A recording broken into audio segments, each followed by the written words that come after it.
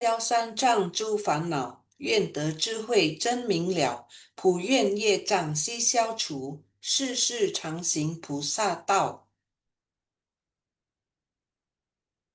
全体净师弟子，诚愿上人法体安康，法轮常转，常住世间，无量寿福。向佛菩萨及上人行三问讯礼。问讯，再问讯，三问讯，大众请坐。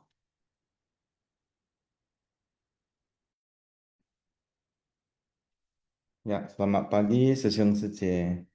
Hari ini 11 Maret 2026, saya Indra Lamli uh, membawakan episode hari ini. Tapi sebelumnya kita bersama mendengar berdoa terlebih dahulu. Silakan host. 我的心在静思中感恩，我的心念充满虔诚。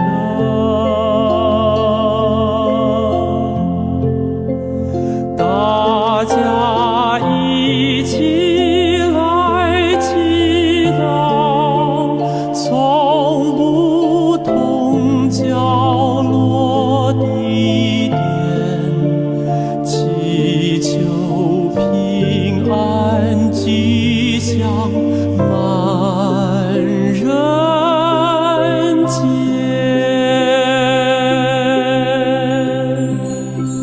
用心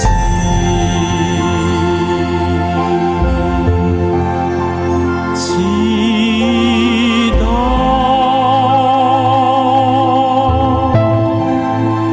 但愿人人坚守心愿行。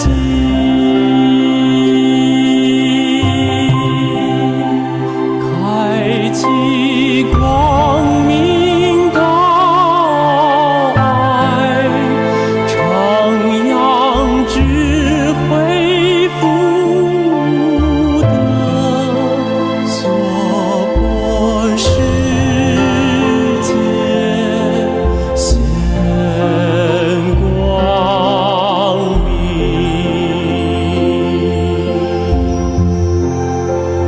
我的心在静思中感恩，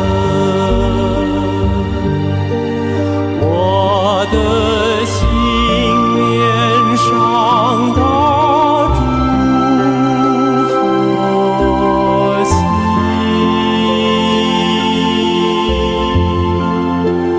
大家心口意念，化解恶念结善缘，祈求天下无灾，岁岁年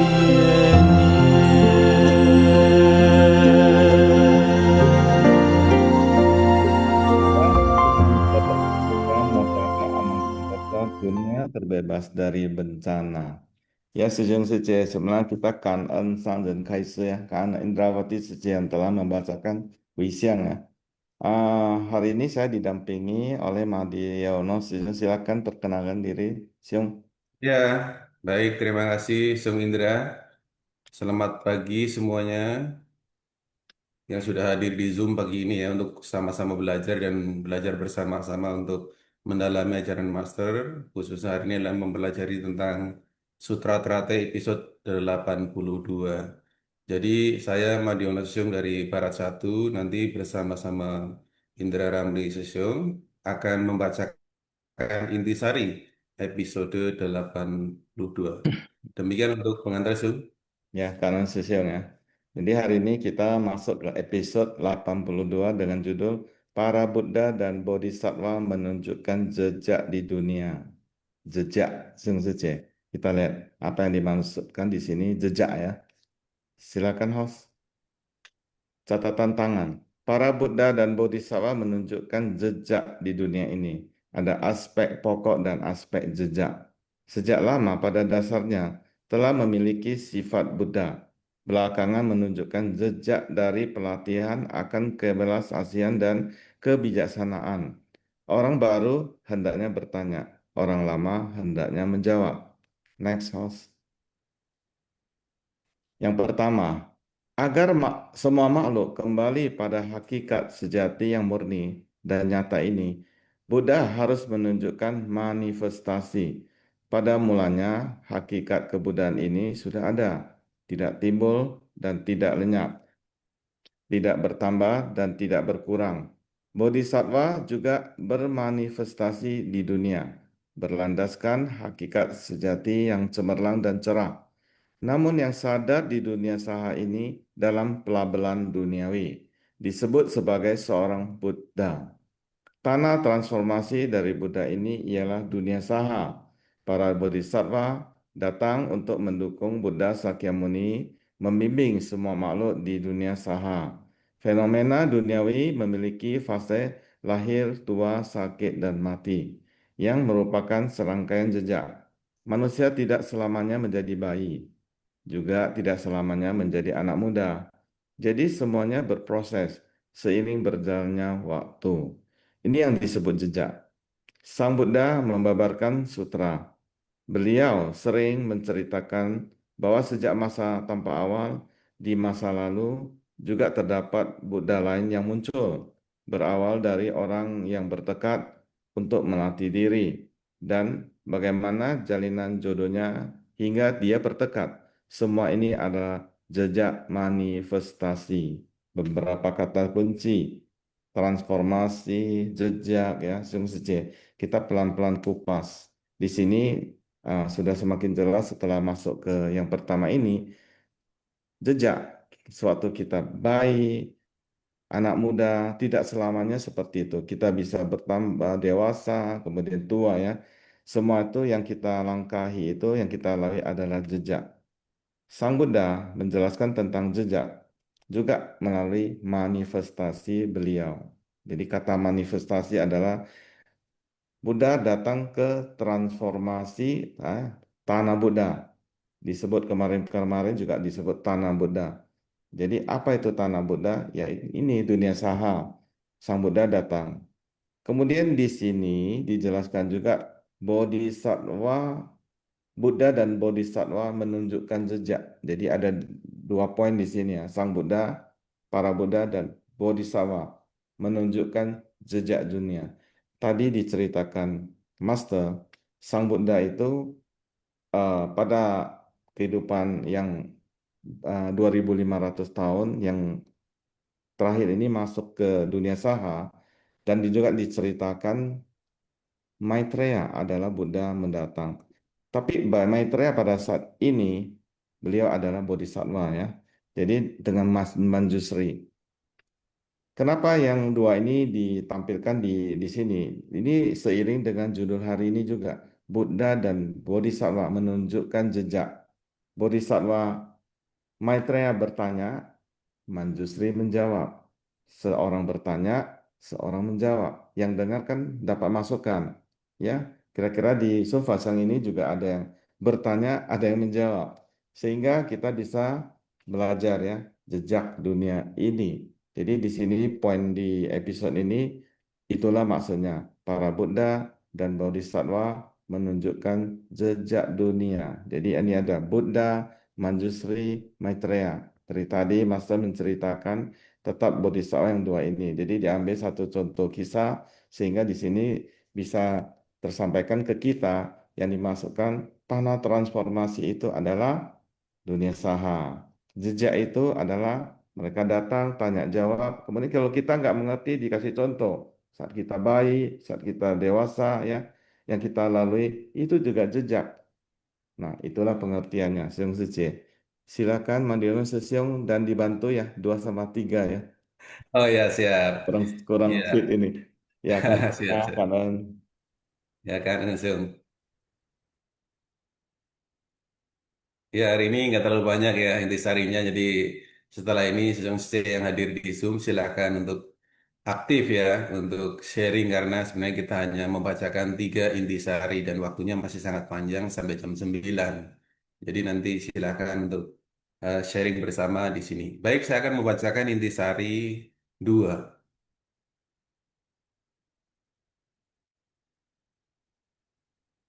Pokok dan jejak dari Buddha dan Bodhisatwa ini pada dasarnya adalah sama, yakni demi membimbing semua makhluk. Bodhisatwa yang berjejak dekat ini menggunakan welas asih dan kebijaksanaannya untuk mencari respon yang sesuai. Jadi Bodhisatwa Maitreya memanifestasikan jejak dan mengaku tidak mengerti dan ingin mencari orang untuk ditanya. Orang yang beliau cari tentu adalah yang memiliki kapasitas yang serupa agar dapat menjawab pertanyaannya. Bodhisatwa Manjusri berkebijaksanaan tinggi. Karena itu, dalam Sutra Teratai, beliaulah yang menjawab keraguan dan pertanyaan di hati para hadirin. Buddha Sakyamuni menunjukkan keajaiban dengan tujuan membangkitkan pertanyaan para hadirin. Dengan adanya keraguan ini, barulah mereka memiliki rasa ingin tahu. Jadi di tengah tanya jawab itu, Manjusri mewakili kebijaksanaan agung, Maitreya mengembangkan kesadaran. Hanya Bodhisatwa Maitreya dan Manjusri yang dapat saling memahami dan saling berdialog. Kondisi menakjubkan ini sungguh indah. Jadi memang di Intisari 2 ini masih nyambung ya dengan yang pertama tentu saja yang dipaparkan oleh Master. Terkait dengan kalimat pertama ini pokok dan jejak. Sebenarnya kita memiliki pokok yang sama ya, bahwa kita memiliki tata gata garba, yaitu benih-benih kebudayaan yang sebenarnya kalau kita kembangkan ini arahnya adalah untuk memahami yang hakikat, tata-tata itu. Dan untuk mengembangkan ini kita perlu meningkatkan atau membangkitkan tekad bodhicitta namanya. Dengan cara apa? Mempraktekkan welas asih dan kebijaksanaan yaitu bodhisatwa. Jadi ada beberapa istilah yang nyambung sebenarnya. Tatata, tata gata garba, bodhicitta, bodhisatwa. Dan sebenarnya pokok dasarnya adalah sama yaitu manusia dan para makhluk lainnya memiliki jejak, memiliki pokok yang sama yaitu benih-benih kebudayaan. Tapi berbeda dalam hal apa? Dalam hal pengembangan dan juga pelatihan dirinya. Maka bagaimana kita mengembangkan apa yang tadinya alert atau yang belum berkembang itu di dalam diri kita sendiri, yaitu adalah benih-benih kebudayaan itu nanti akan membedakan bahwa makhluk ini berbeda-beda satu dengan yang lain dalam hal memahami ajaran Buddha sampai proses menembus kebenaran ajaran Buddha ini nanti berbeda-beda semua karena tidak semua orang bisa membangkitkan apa yang menjadi pokok ini, yaitu tata gata garba atau eh, benih-benih kebudayaan itu sendiri tidak selalu berkembang. Dan untuk berkembang ini, yaitu yang pokok ini berkembang, yaitu harus perlu sekali lagi membangkitkan bodhicitta, membangkitkan semangat untuk mencapai itu. Kalau sudah ada proses membangkitkan bodhicittanya bangkit, nanti kita akan tergerak sendiri, yaitu mengembangkan welas asih kita terus-menerus, mengembangkan kebijaksanaan kita terus-menerus. Dan itu kita harus lanjutannya adalah meninggalkan jejak. Memang ya, Buddha sendiri dalam manifestasinya, itu di dalam Mahayana kan ada 3, yaitu sebagai Dharmakaya, Sambhogakaya, dan Nirmanakaya.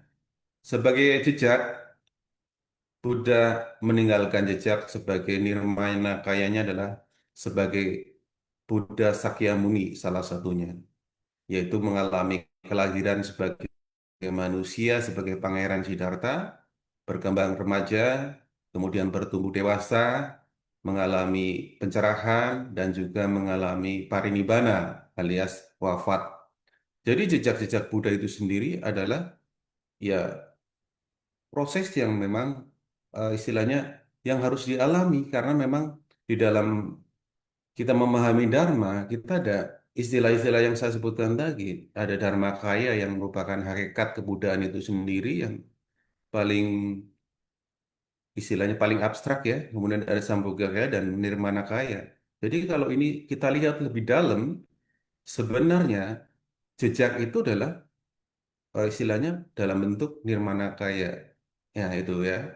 Jadi jejak ini juga boleh dikata sebagai apa yang kita lakukan hari ini dan seterusnya dalam rangka pelatihan diri. Jadi sekali lagi dalam hal pokok kita sama yaitu adalah ajaran Buddha yang mengajarkan bahwa semua makhluk manusia dan yang lainnya sebenarnya memiliki pokok yang sama yaitu benih-benih kebudayaan yang harus kita bangkitkan menjadi bodhicittanya kita bangkitkan terus dan kita meninggalkan jejak salah satunya adalah melalui praktek bodhisattva. Kita bukanlah bodhisatwa agung, tetapi kita bisa mulai melatih diri sebagai bodhisatwa dunia, yaitu mengembangkan welas asih dan kebijaksanaan. Nah, di sini kita lihat ada bodhisatwa agung, ada Maitreya dan Manjusri ya. Maitreya sebagai bodhisatwa yang simbol dari cinta kasih dan kebijaksanaannya satu lagi adalah dari bodhisatwa Manjusri. Mereka saling bertanya jawab. Sebenarnya ini adalah suatu metode juga membangkitkan kesadaran kita juga. Karena pada hakikatnya kalau sesama sesama bodhisatwa tentu saja kapasitas sudah setara ya. Tetapi dalam hal ini dialog ini sebenarnya adalah proses pendidikan juga pedagogis ya untuk membangkitkan kita para pembaca, para pendengar Dharma ini bagaimana mereka saling berdialog, berinteraksi, berdialektika ya. Sehingga kita sebagai pembaca memahami bagaimana proses-proses yang terjadi di sini. Jadi kita di sini akan mening, apa, nantinya akan memahami bagaimana para hadirin ini dalam hal ini yang hadir di pesamuan untuk mempersiapkan dalam mendengarkan sutra terate yang akan dibabarkan oleh Buddha Sakyamuni ya. Tapi di sini juga sekali lagi ada interaksi antara Bodhisattva, Maitreya dan Bodhisattva Manjusri berdialog satu sama lain. Sebenarnya ya sekali lagi kalau dalam hal tataran ini adalah setara maka sebenarnya adalah bukan karena tidak tahu tapi adalah fungsi mendidik kita, memberikan pemahaman kepada kita semua. Sebenarnya di sini juga ditekankan ya di kalimat hampir akhir ini dengan adanya keraguan misalnya. Nah, keraguan itu bukan masalah bagi kita awalnya, tapi selama kita memiliki apa? Memiliki niat untuk mengatasi keraguan itu. Keraguan itu sesuatu yang baik awal ya, tapi kalau keraguan terus-menerus ya nggak bagus. Nah ini kalau udah awal itu bagus, bagusnya gimana? Kalau kita ragu-ragu, kita akan mencari tahu lebih jauh gitu loh. Oh kenapa begini ya, kenapa begitu ya, kenapa diajarinnya begini, kenapa diajarin itu begitu ya? Kok ini ada perbedaan-perbedaan dengan yang situ, yang satu dengan yang lain kok saling kelihatannya saling bertentangan. Itu juga merupakan keraguan-keraguan seperti ini. Sehingga kalau kita memiliki keraguan dan kemudian rasa ingin tahu berkembang, kita akan berusaha mencari jawaban. Dan nanti kalau kita kapasitas sudah sesuai dan juga kita upayanya sudah maksimal, biasanya akan menemukan jawaban itu. Jadi, dalam hal ini keraguan bukan sesuatu yang negatif ketika memang kita lanjutkan dengan upaya. Kalau kita ragu ya sudah jangan berhenti atau hanya menerima saja. Di dalam ajaran Buddha, kita tidak dianjurkan untuk percaya membuta, tapi kita harus belajar, nanti keyakinan bertambah. Jadi artinya, keraguan-keraguan terhadap Dharma, ya tidak apa. Makanya kita harus dengarkan terus. Dharma itu berulang, ulang, ulang, ulang, ulang. Nanti lama-lama kebijaksanaan juga bertambah kok. Sama, saya juga sama terus belajar ya. Dan mengajar juga supaya apa? Pemahaman bertambah, kemudian mudah-mudahan juga kebijaksanaan juga bertambah. Karena keraguan ini modal juga, tapi tidak berhenti di situ. Harus keraguan ini lanjutannya adalah rasa ingin tahu yang berkembang terus. Itu adalah kita membedakan dengan hewan di situ mungkin adalah rasa ingin tahu manusia yang terus berkembang sehingga ilmu pengetahuan juga berkembang. Kemudian apa? Kalau udah punya rasa ingin tahu, kita akan mencari tahu. Dan ketika kita berulang kali mendengarkan Dharma, membaca buku Dharma, mengajar Dharma, lama-lama keraguan ini lama-lama terkikis, keyakinan meningkat. Kalau udah keyakinan meningkat, maka kesadaran pun meningkat. Sehingga nanti kita meyakini mulai menembus kebenaran Dharma dengan praktek langsung di lapangan. Artinya terjun langsung, kita bisa belajar ulas asih dan juga kebijaksanaan. Jadi perlahan-lahan kita akan mengalami kemajuan di dalam spiritual kita berkembang terus. Dan ini merupakan satu hal yang menarik ya. Jadi saya pikir hari ini saya masih sangat ya semoga seterusnya juga di sini sangat cocok dengan apa yang sudah dijalankan di Ceci bahwa ini adalah proses pelatihan diri melalui apa? Terjun langsung. Nah, tapi bukan hanya itu saja, kita harus perlu belajar Dharma juga supaya mengimbangi itu, supaya apa yang kita lakukan juga istilahnya disinkronkan dengan teori-teori yang kita belajar di sini ya. Jadi itu yang perlu saya sampaikan di intisari kedua. Boleh dilanjut, Sion? Baik, saya akan melanjutkan membacakan naskah sutra. Juga turun hujan bunga mandarawa dan manjusaka, serta hembusan angin semerbak cendana yang menyenangkan hati seluruh pasamuan. Sutra Terate bab 1 pendahuluan. Ini ada, ya lanjut, boleh nggak apa-apa. Berkat sebab musabab ini, bumi seluruhnya menjadi agung dan murni. Dalam dunia ini, bumi berguncang dalam 6 macam getaran berbeda, lalu 4 kelompok murid bersuka cita semuanya. Tubuh dan batin dipenuhi kegembiraan karena memperoleh apa yang sebelumnya tidak pernah diperoleh. Sutra Terebet bab 1 pendahuluan. Boleh dilanjut. Intisari 3. Kondisi batin para hadirin begitu penuh semangat dan rasa sukacita.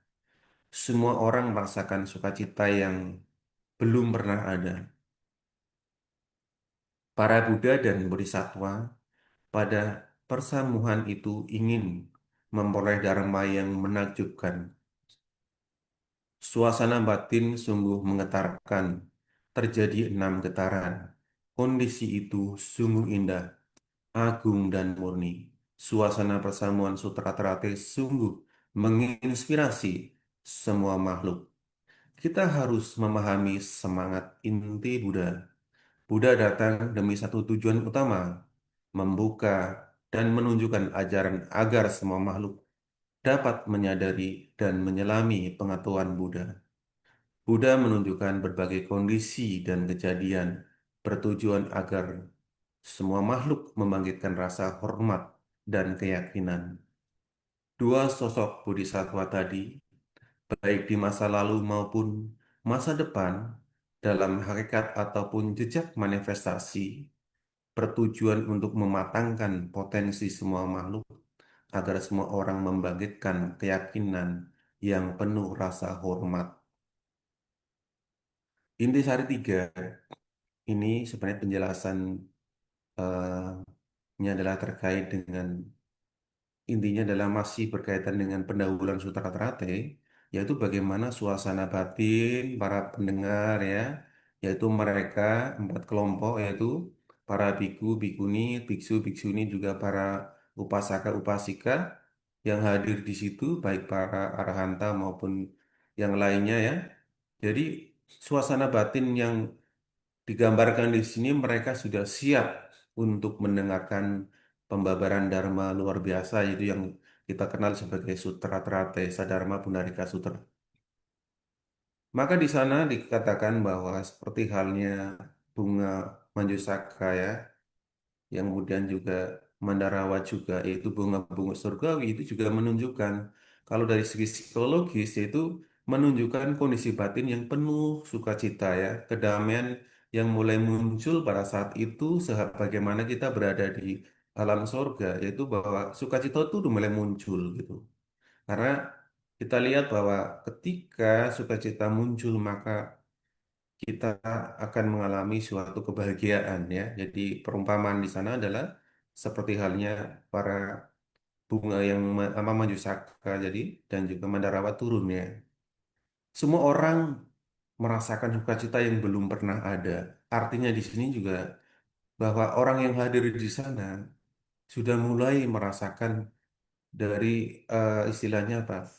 Dari kondisi-kondisi yang ada yaitu adalah kondisi suasana pada saat akan mendengarkan kebatinan suasana kebatinan ya saat mendengarkan sutra Teratai akan dibabarkan. Dan ini adalah persiapan untuk mendengarkan dharma yang menakjubkan, yaitu Sutra Teratai yang merupakan intisari Raja Sutra dari ajaran Buddha yang kita yakini itu. Jadi, di sini adalah menceritakan tentang kondisi spiritual kebatinan para pendengar ya, baik dari 4 kelompok pendengar ini.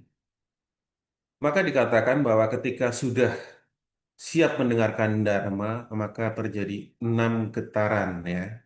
Di dalam ajaran Buddha, bumi itu memang tidak selamanya diartikan bumi fisik, tapi bumi ini adalah kesadaran. Jadi tingkat-tingkat kesadaran itu juga adalah bumi.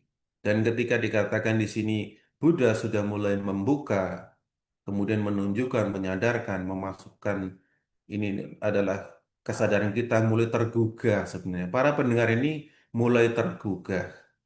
Jadi ketika Buddha membuka pintu Dharma, ya, kemudian mulai kita siap untuk mendengarkan Dharma, artinya memang kita sudah siap untuk menerima ajaran Buddha ini. Kita kondisinya sudah siap dengan penuh hormat, dengan penuh keyakinan, kita siap mendengarkan. Jadi hadirin yang hadir di sini sudah siap mendengarkan inspirasi dari para Buddha ya. Yang pada hakikatnya semua Buddha adalah tujuannya sama, membimbing semua makhluk, membimbing semua makhluk agar terus meningkatkan kualitas diri, kemudian perlahan-lahan melakukan pelatihan diri sesuai kapasitas, dan akhirnya akan mencapai pencerahan. Tapi yang dalam hal ini, kalau kita mungkin, wah pencerahan begitu mengawang-awang ya, ya setidaknya kebijaksanaan kita itu terus berkembang lah. Kita tidak mudah menyalahkan orang, kita bisa memahami sudut pandang orang, meyakini kebenaran yang kita yakini juga, tetapi sekaligus kita tindakannya adalah mencerminkan manusia yang kualitas batinnya semakin luhur. Jadi batin kita itu menunjukkan bahwa kita semakin dewasa dalam bersikap, bertutur kata, berpikir. Itu adalah suatu kemajuan menuju arah ke pencerahan. Dan ini sekali lagi dari apa yang disampaikan di dalam hari ini Master sampaikan ada dialog dan sebagainya antara Bodhisattva, Maitreya dan juga Manjushri adalah proses pembelajaran buat kita ya bagaimana kemudian meningkatkan keyakinan keyakinan kita. Jadi kita hari ini juga harusnya demikian ya. Ini masih banyak waktu nanti. Kita masih sampai jam 9 ya, Sung ya. Sampai jam 9. Jadi kita harus saling dialog ini, saling mengabarkan apa namanya, saling mengisi mungkin pengalaman-pengalaman dalam praktek Dharma di Ceci, mungkin juga tentang pemahaman Dharma.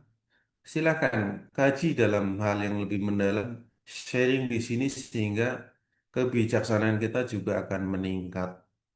Jadi yang perlu disampaikan di sini adalah bahwa kita dalam hal mendengarkan orang lain juga harus penuh rasa hormat.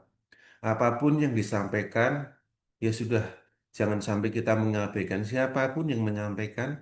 Sebenarnya itu terlalu tidak penting, tapi bagaimana kita bisa memaknai apa yang disampaikan, apakah mengarah pada kemajuan batin kita atau sebaliknya. Nah, itu yang penting. Jadi kita harus menghormat siapapun yang menyampaikan ini. Dalam sharing juga demikian. Hendaknya kita dalam sharing nanti juga tetap ikutin etika ya. Sebagaimana karena kita punya hak untuk menghargai orang lain juga. Ketika kita punya rasa hormat, nanti kita akan mendengarkan dengan baik dan juga apa yang disampaikan memberikan dampak manfaat buat kita semua. Itu Syong. Jadi mungkin untuk intisari tiga yang bisa saya sampaikan seperti itu, Syong. Ya, kanan ya telah membantu 2/3 ya Sejong. Ah ya, sama-sama. Sama. Mungkin sampai ketiga ini aja karena ini Sejong Seje. Ini kita langsung ya, Madino Sejong masuk ke ini PPT dari Januar Sejong Oh ya, silakan. dibawakan oleh Sylviatan Seje. Silakan Seje. Ah ya, silakan saya. Ya, kan Madiono Sesiong, kan Indra Sesiong, ya kan, atas kesempatannya dan kan juga ya kepada Januar Sesiong yang memang sudah menyediakan PPT ini ya, sehingga pagi hari ini kita sama-sama belajar lagi ya, lebih memahami lagi sebenarnya apa sih maksud dari jejak ya, seperti tadi Indra Sesiong sampaikan. Terus apa sih ya maksud dari dialognya ini ya, Sesiong Sece. Oke, kita lihat langsung slide berikutnya, Sesiong. Silakan. Ya, bentar ya. Jadi kita mulai dari ya, Sesiong Sece kita mulai dari catatan tangannya Master. Bentar. Ya, kita mulai dari catatan tangan dari Master ya dalam episode 82 hari ini adalah mengenai para Buddha dan Bodhisattva menunjukkan jejak di dunia ini. Ada aspek pokok dan aspek jejak sejak lama pada dasarnya telah memiliki sifat Buddha. Ya, belakangan menunjukkan jejak dari pelatihan dan akan kewelas asihan dan kebijaksanaan. Orang baru hendaknya bertanya, orang lama hendaknya menjawab. Nah, siapa orang baru? Nah, kalau di Sutra Teratai ya, Sesiun Secia, orang baru itu adalah Maitreya, Bodhisattva Maitreya. Orang lama, siapa tuh orang lama? Sesiun Secia, yaitu adalah Bodhisattva Manjusri. Bahkan dia juga sudah pernah menjadi guru dari 7 Buddha, Sesiun Secia. Dalam kitab Sutra Teratai ya, terdapat aspek pokok atau hakiki dan aspek jejak. Pada awalnya akan bicara tentang aspek jejak ya, aspek jejak yaitu ya tadi sudah dijelaskan sangat banyak ya oleh Sesiong Madiono dan Indra Sesiong, dan di mana aspek jejak adalah jalan yang pernah ditapaki oleh Buddha, hal-hal yang pernah dilakukan. Sedangkan aspek pokok adalah apa? Harapan pokok, harapan mendasarnya. Atau kalau Mandarin kita katakan itu adalah penhuai ya. Ajaran di dalam tubuh, di dalam lubuk hatinya yang hendak diungkapkan keluar. Oke, slide berikutnya. Para Buddha dan Bodhisattva dikarenakan ingin ya semua makhluk kembali pada asalnya ya, kembali pada sifat hakiki, satu batin sejati, maka harus menampakkan jejak di alam manusia. Para Buddha dan Bodhisattva menggunakan fenomena untuk menampakkan prinsip kebenaran. Jejak adalah jejak kejadian ya, menggunakan jejak kejadian sebagai bahan cerita, menjadikan diri sendiri sebagai contoh, berbuat sendiri untuk dilihat agar dipahami oleh orang-orang. Inilah yang disebut sebagai menampakkan jejak di alam manusia. Jadi Sesiong Secie ya bisa juga ini ya, kalau sudah cerita mengenai jejak ya, sosial secek ya, itu adalah apa yang kita lakukan seperti yang dikatakan di sini. Apa yang kita lakukan, apa yang kita perbuat ya, apa sehingga orang lain itu melihat apa yang kita perbuat itu, kita bisa menginspirasi orang-orang di sekitar kita sehingga mengikuti kita ya. Jadi inilah jejak-jejak ya, jejak-jejak yang dimana contohnya nih, contoh ya yang memang kalau kita di Seci ini sebenarnya kan jejak apa yang kita ikutin sesiang Seci ya, jejaknya master. Mengapa kita bisa mengikuti jejaknya master? Ya karena kita melihat apa yang master lakukan, ya itu sangat menggugah hati ya. Setiap kalau saya ada melihat, saya biasanya kalau melihat video master itu kebanyakan dari YouTube ya, sesium secek saya mencari ya. Kadang melalui Tai TV yang ada di Taiwan itu ada beberapa video ya. Itu juga ada cerita, ada episode yang mengenai jejaknya master. Nah, saya melihat di sana sesium secek. Dan itulah yang menggugah hati saya ya, sehingga saya saat itu mau berubah ya, sosial secik ya, karena melihat master. Akhirnya saya sadar master yang begitu muda aja, dari muda sudah mulai bervegetaris ya, sudah mulai maksudnya karena kejadian meninggal ayahnya, akhirnya beliau sadar ya bahwa semua hal di dunia ini adalah tidak kekal. Akhirnya beliau eh, bertekad ya kan menjadi biksuni dan lain sebagainya. Nah, dan bahkan mendirikan yayasan Buddha Ceci ini ya sehingga dan melakukan banyak hal-hal baik ya. Jadi itulah yang benar-benar menginspirasi saya. Saya yang di usia 40 tahun ini sebenarnya apa yang saya sudah lakukan. Sedangkan master yang berusia 17 tahun ya sudah sangat berbakti kepada orang tua. Bahkan baru di usia muda 20-an. Nah, master sudah mulai nih menolong orang kayak gitu. Nah, itu sangat menggugah hati saya ya. Terus terang Sesion Secie, kalau saya setiap melihat video dari master ya, pasti saya akan menangis nih. Ya kan sebenarnya apa yang telah saya lakukan selama ini selama 40 tahun Sesion Secie. Nah, jadi itulah sangat penting ya Sesion Secie ya, jejak-jejak ini. Jadi jejak-jejak ini ya kalau di Ceci itu benar-benar itu sudah ada Sesion Secie. Tinggal maukah kita belajar ya, maukah kita untuk melihat ya, apakah setelah kita melihat itu mau kita renungkan nggak, mau kita pahami nggak, mau dan terakhir adalah yang paling penting adalah maukah kita lakukan ya, maukah kita melakukan hal yang sama dengan yang telah master lakukan, yaitu melakukan apapun itu dengan bersungguh hati. Ya, Session Sece. Karena melakukan apapun itu dengan bersungguh hati ya, dengan ikhlas, tulus ya, Session Sece itu memang beberapa kata-kata yang sering kita dengar ya, dengan belas asih, dengan cinta kasih, ikhlas, tulus, kata-kata yang sangat pendek-pendek Session Sece. Tetapi itu maknanya itu sangat dalam. Mau memunculkan rasa ikhlas dan tulus aja itu perlu perjuangan, saya bilang, perlu daya upaya yang sangat besar, perlu belajar lagi, ya kan? Memunculkan rasa belas asih, cinta kasih itu juga merupakan PR yang besar, Sion Sece.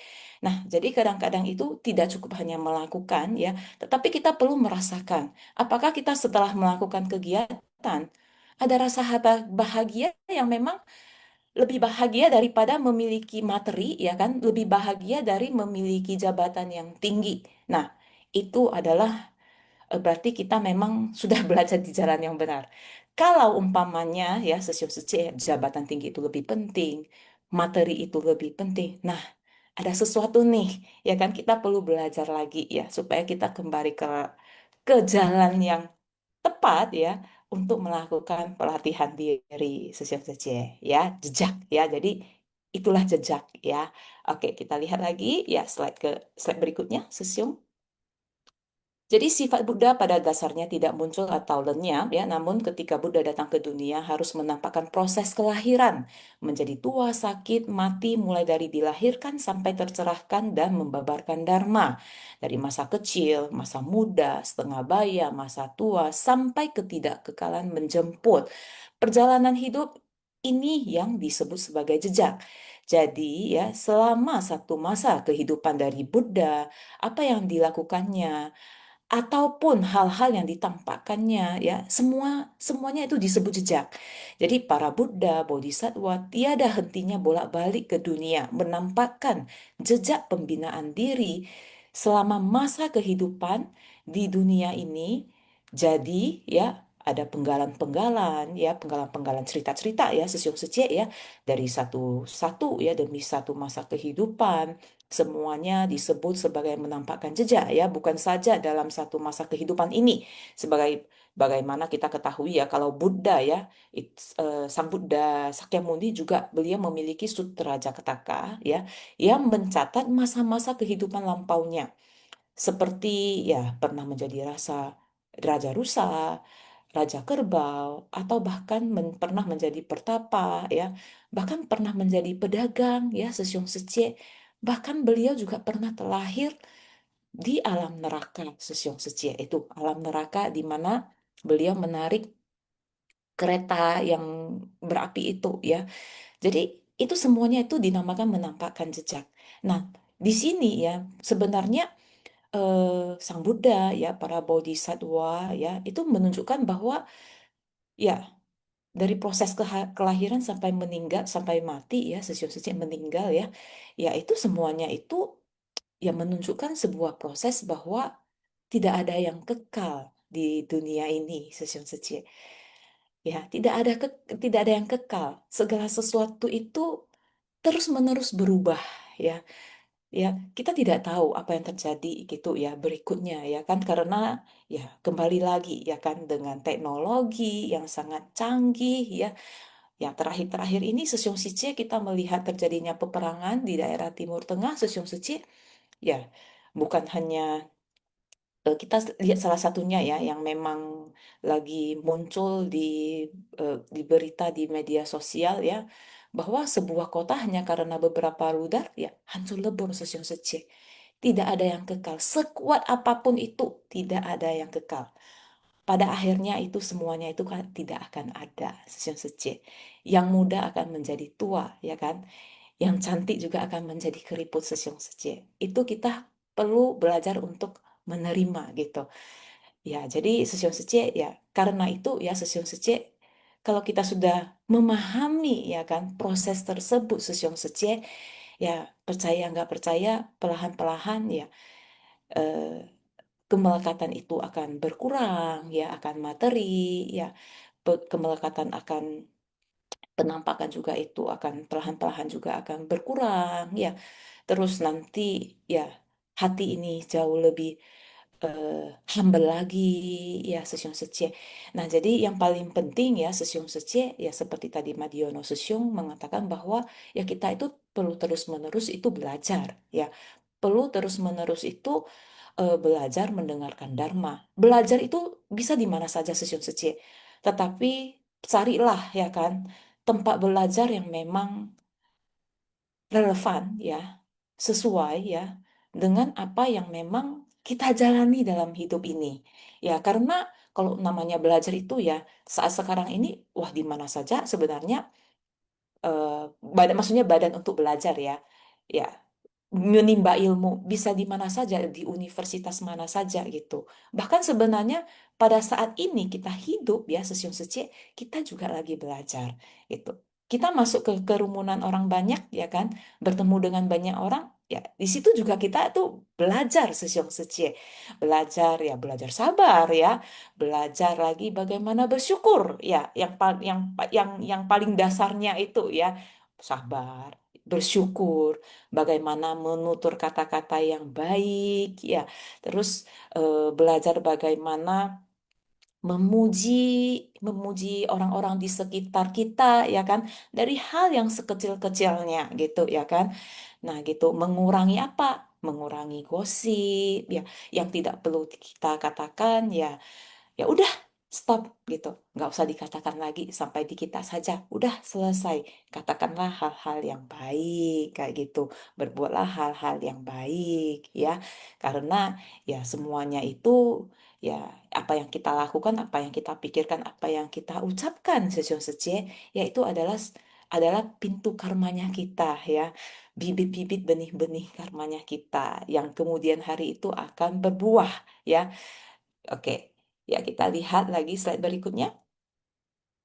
Ya, semenjak lama pada dasarnya telah memiliki sifat Buddha. Ini menunjukkan kalau sifat Buddha dari para Buddha dan Bodhisattva adalah berdiam selamanya. Ya, jadi Sesyong Secie kita semuanya ya, bahkan hewan-hewan ya yang memiliki nyawa itu ya Sesyong Secie itu pada dasarnya itu memiliki sifat Buddha ya Sesyong Secie ya, itu tidak akan hilang ya. Cuman sifat itu ibaratnya cermin ya. Memang yang sudah tertutupin ya. Kata Master tadi ada B ya, mi ya, ataupun tersesat nih ya kan.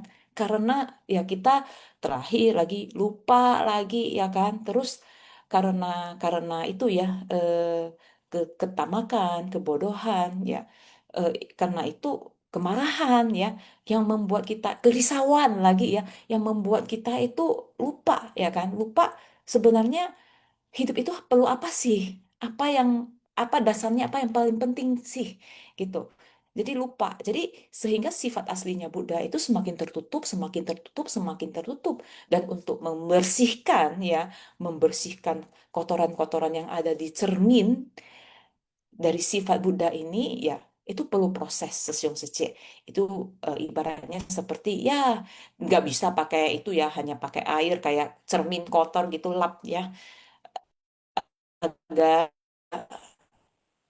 agak susah ya. Tetapi kayak ini sudah lap ya belum tentu bersih lagi, kayak kupas kulit bawang ya selapis lapis lapis lagi, bersihkan lagi, bersihkan lagi, bersihkan lagi, bersihkan lagi, gitu sesiun sece proses ya. Dan mau nggak kita berproses itu yang paling penting. Oke, slide berikutnya ya, sesiun slide berikutnya ya. Jejak yang terakhir menampakkan pelatihan dari kewelasasihan dan kebijaksanaan ya dalam kehidupan lampau pada kalpa tak terhingga dulu ya. Sesiun sece sebenarnya telah pun mencapai penerangan sempurna namun ya demi memotivasi ya para makhluk agar dapat mengubah ketidaktahuannya menjadi kesadaran ya. Nah, akhirnya para Buddha, para bodhisatwa ya kan menerapkan kewelasasihan, kebijaksanaan itu secara bersamaan. Dan bahkan bukan hanya menerapkan, tetapi mereka itu menunjukkan bahwa semuanya itu ada prosesnya, ya kan? Proses pembinaan diri itu ada prosesnya, tidak kayak masak nggak kayak masak mie instan gitu ya, langsung manasin air gitu, cet, cet, cet, cet, udah selesai enggak gitu ya. Jadi proses pembinaan ini perlu waktu, ya kan? Sebenarnya contoh itu sudah ada di depan mata Sesiong Sece. Kita bisa melihat contohnya master aja. Nah, proses pembinaan diri beliau dari kapan sampai sekarang, proses pembinaan diri dari para bodhisatwa, Buddha Sakyamuni. Nah, jadi proses itu butuh waktu yang sangat panjang, bukan hanya satu kehidupan, bahkan dari satu kehidupan ke satu kehidupan ke satu kehidupan, ya. Jadi mereka ya kan menunjukkan proses ini ya kan sebagai contoh untuk kita semua, Sesiung Sece. Dan itulah yang memang dilakukan oleh Bodhisattva Maitreya. Ya, sebenarnya bukan hanya Bodhisattva Maitreya yang saja yang lakukan, Master, ya, para Bodhisattva, para Buddha, ya, mereka melalui proses itu, Sesiung Sece. Oke, kita lihat slide berikutnya, Sesiung Sece. Ya, orang baru hendaknya bertanya, orang lama hendaknya menjawab ya. Orang yang belajar belakangan akan menanyakan hal-hal yang belum dipahami dengan jelas. Namun, jika tidak paham sama sekali ya, tentu saja tidak tahu bagaimana bertanya. Tapi kalau tidak paham ya bagaimana bisa bertanya? Ya jadi masih banyak ya dari orang-orang dalam persamuan yang demikian. Jadi bodhisattva ya, jadi Bodhisattva Maitreya ya saat itu ya pada saat persamuan ya dia mulai bertanya ya kan supaya semua orang yang pada saat di persamuan itu tahu, oh ini toh ya, jika mereka paham baru tahu bagaimana bertanya. Nah, lagi pula harus mencari orang yang punya kapasitas sepadan untuk memberikan jawaban. Siapa pula yang pada saat itu ya, siapa pula yang mampu memegang peranan ini? Ya, saat itu adalah Bodhisattva Maitreya yang mampu. Ya, sebab orang lain tidak paham apapun, tentu saja tidak mampu bertanya ya, Sesio Secie. Nah, jadi kalau untuk penerapan ini penerapan yang ini ya, orang baru hendaknya bertanya, orang lama hendaknya menjawab ya, kalau tidak tahu gimana gitu ya. Nah, ibaratnya pada saat kita berkegiatan, nah kita sebagai eh, relawan baru ya, kalau kita diberikan tugas ya, dan kita nggak tahu, apa salahnya kita bertanya ya, kita proaktif. Nah, kalau saya dapat tugas ini, apa sih ya kan yang perlu saya lakukan? Contoh nih, saya diberikan tugas di apa itu pembawa barisan. Nah, tugas saya itu apa gitu loh? Caranya gimana? Oh, apa yang perlu saya lakukan? Kalau kita orang baru itu maksudnya gini, bukan hanya relawan yang baru bergabung gitu ya, tetapi bahkan relawan yang sudah lama yang belum melakukan, kita perlu proaktif untuk bertanya tugasnya itu seperti apa sih ya. Terus sesiun sece yang memberikan tugas ya kepada orang baru tersebut, kita perlu menjelaskan gitu, perlu menjelaskan.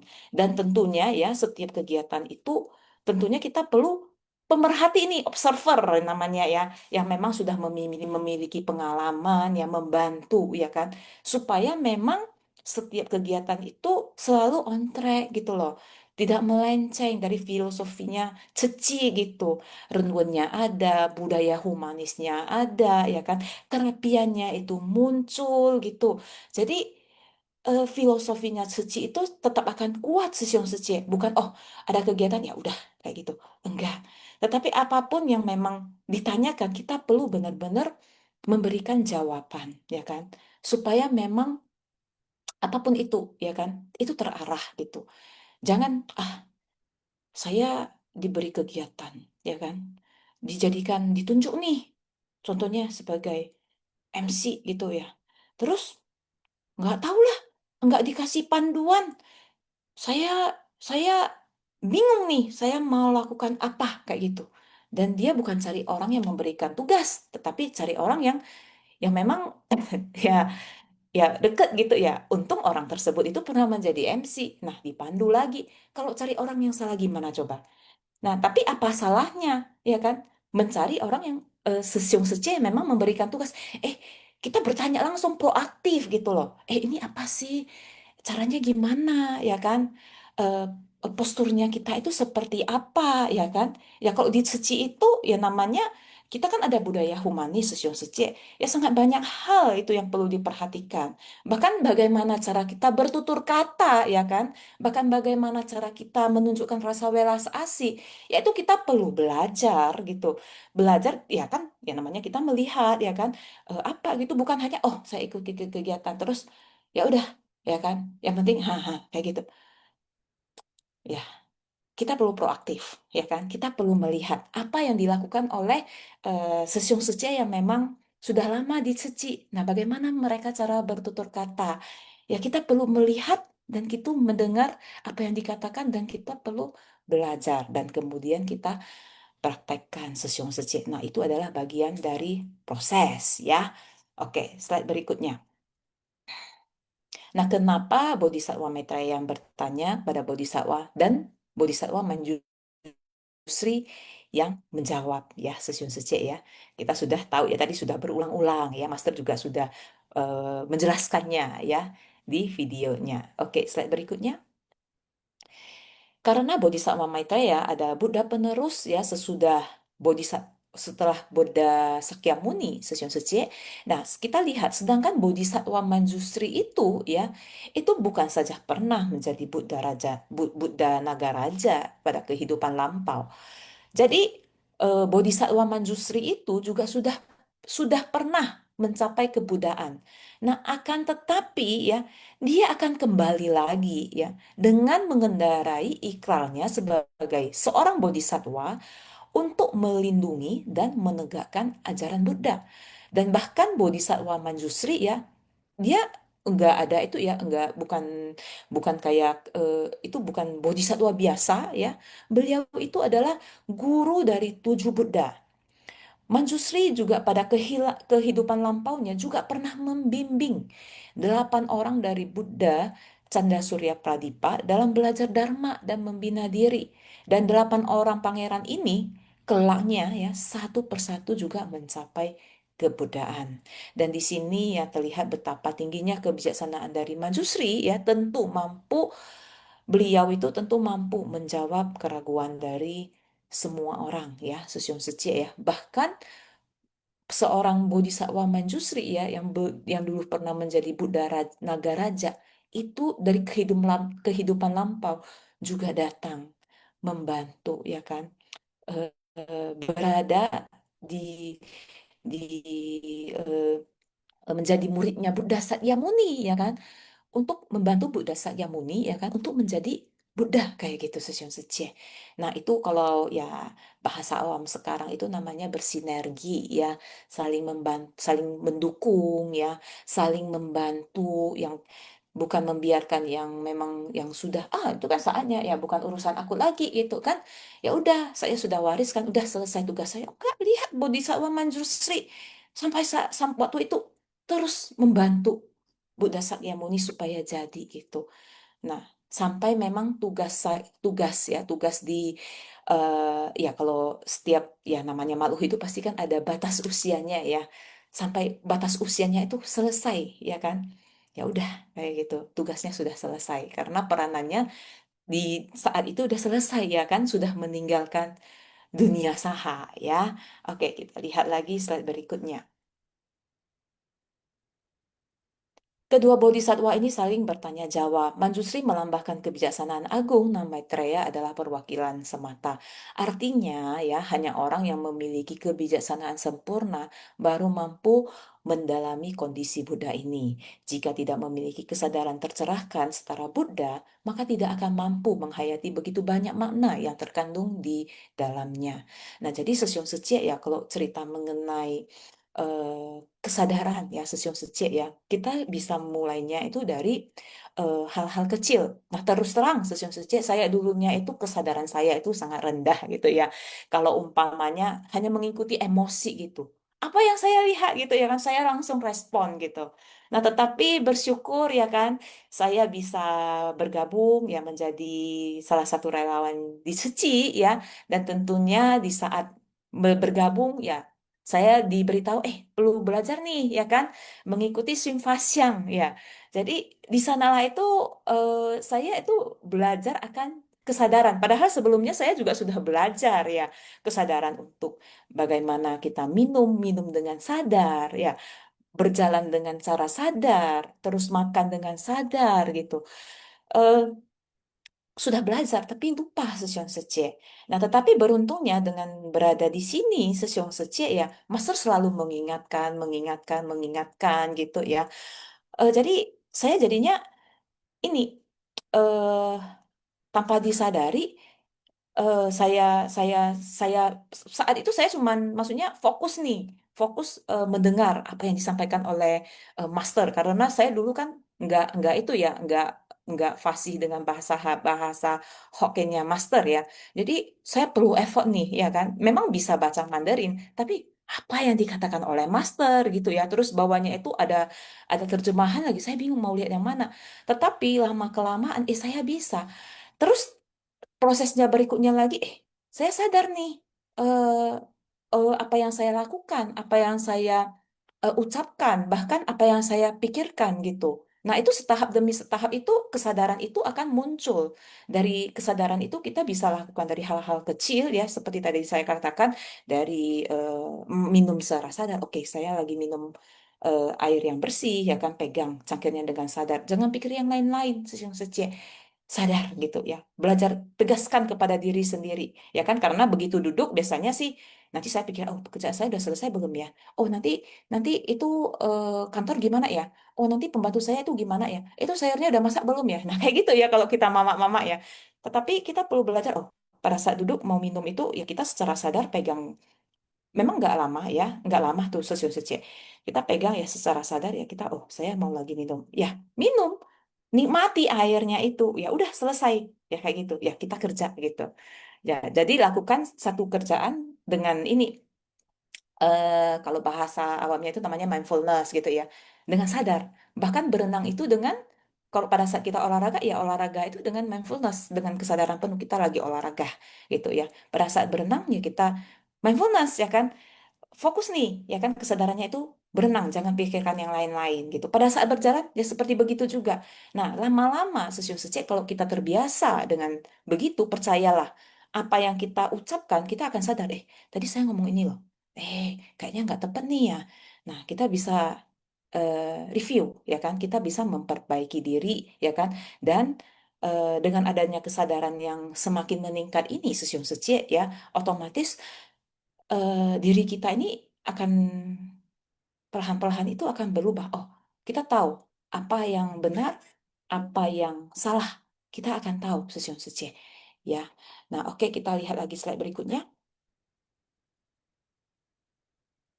Nah, jadi mari kita lihat ya naskah sutra hari ini ya Manjusri kenapa guru pembimbing dari pusaran rambut putih ada dahi di antara kedua alisnya memancarkan cahaya terang yang menyinari semuanya juga turut hujan bunga Mandarafa dan Manjusaka ya serta hembusan angin semerbak cendana yang menyenangkan hati seluruh persamuhan berkat sebab musabab ini bumi seluruhnya menjadi agung dan murni. Dalam dunia ini bumi berguncang dalam 6 macam getaran berbeda, lalu 4 kelompok murid bersukacita semuanya. Tubuh dan batin dipenuhi kegembiraan karena memperoleh apa yang sebelumnya tidak pernah diperoleh. Jadi Maitreya bertanya kepada Manjusri, kenapa Buddha memancarkan cahaya dari seberkas rambut putih di tengah kedua alisnya, juga turun hujan bunga dan lain sebagainya. Ya, sesiun sece. Oke, kita lihat lagi slide berikutnya.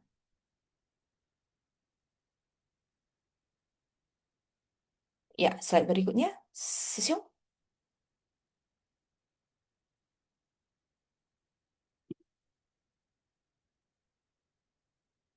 Eh, Sesiun bisa slide berikutnya, Sesiun?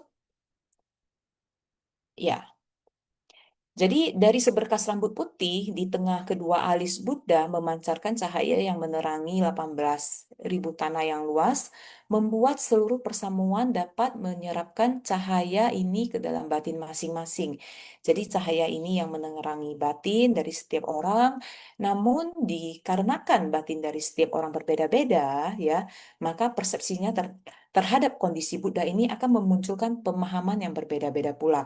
Jadi 18.000 tanah adalah kondisi batin yang berbeda-beda.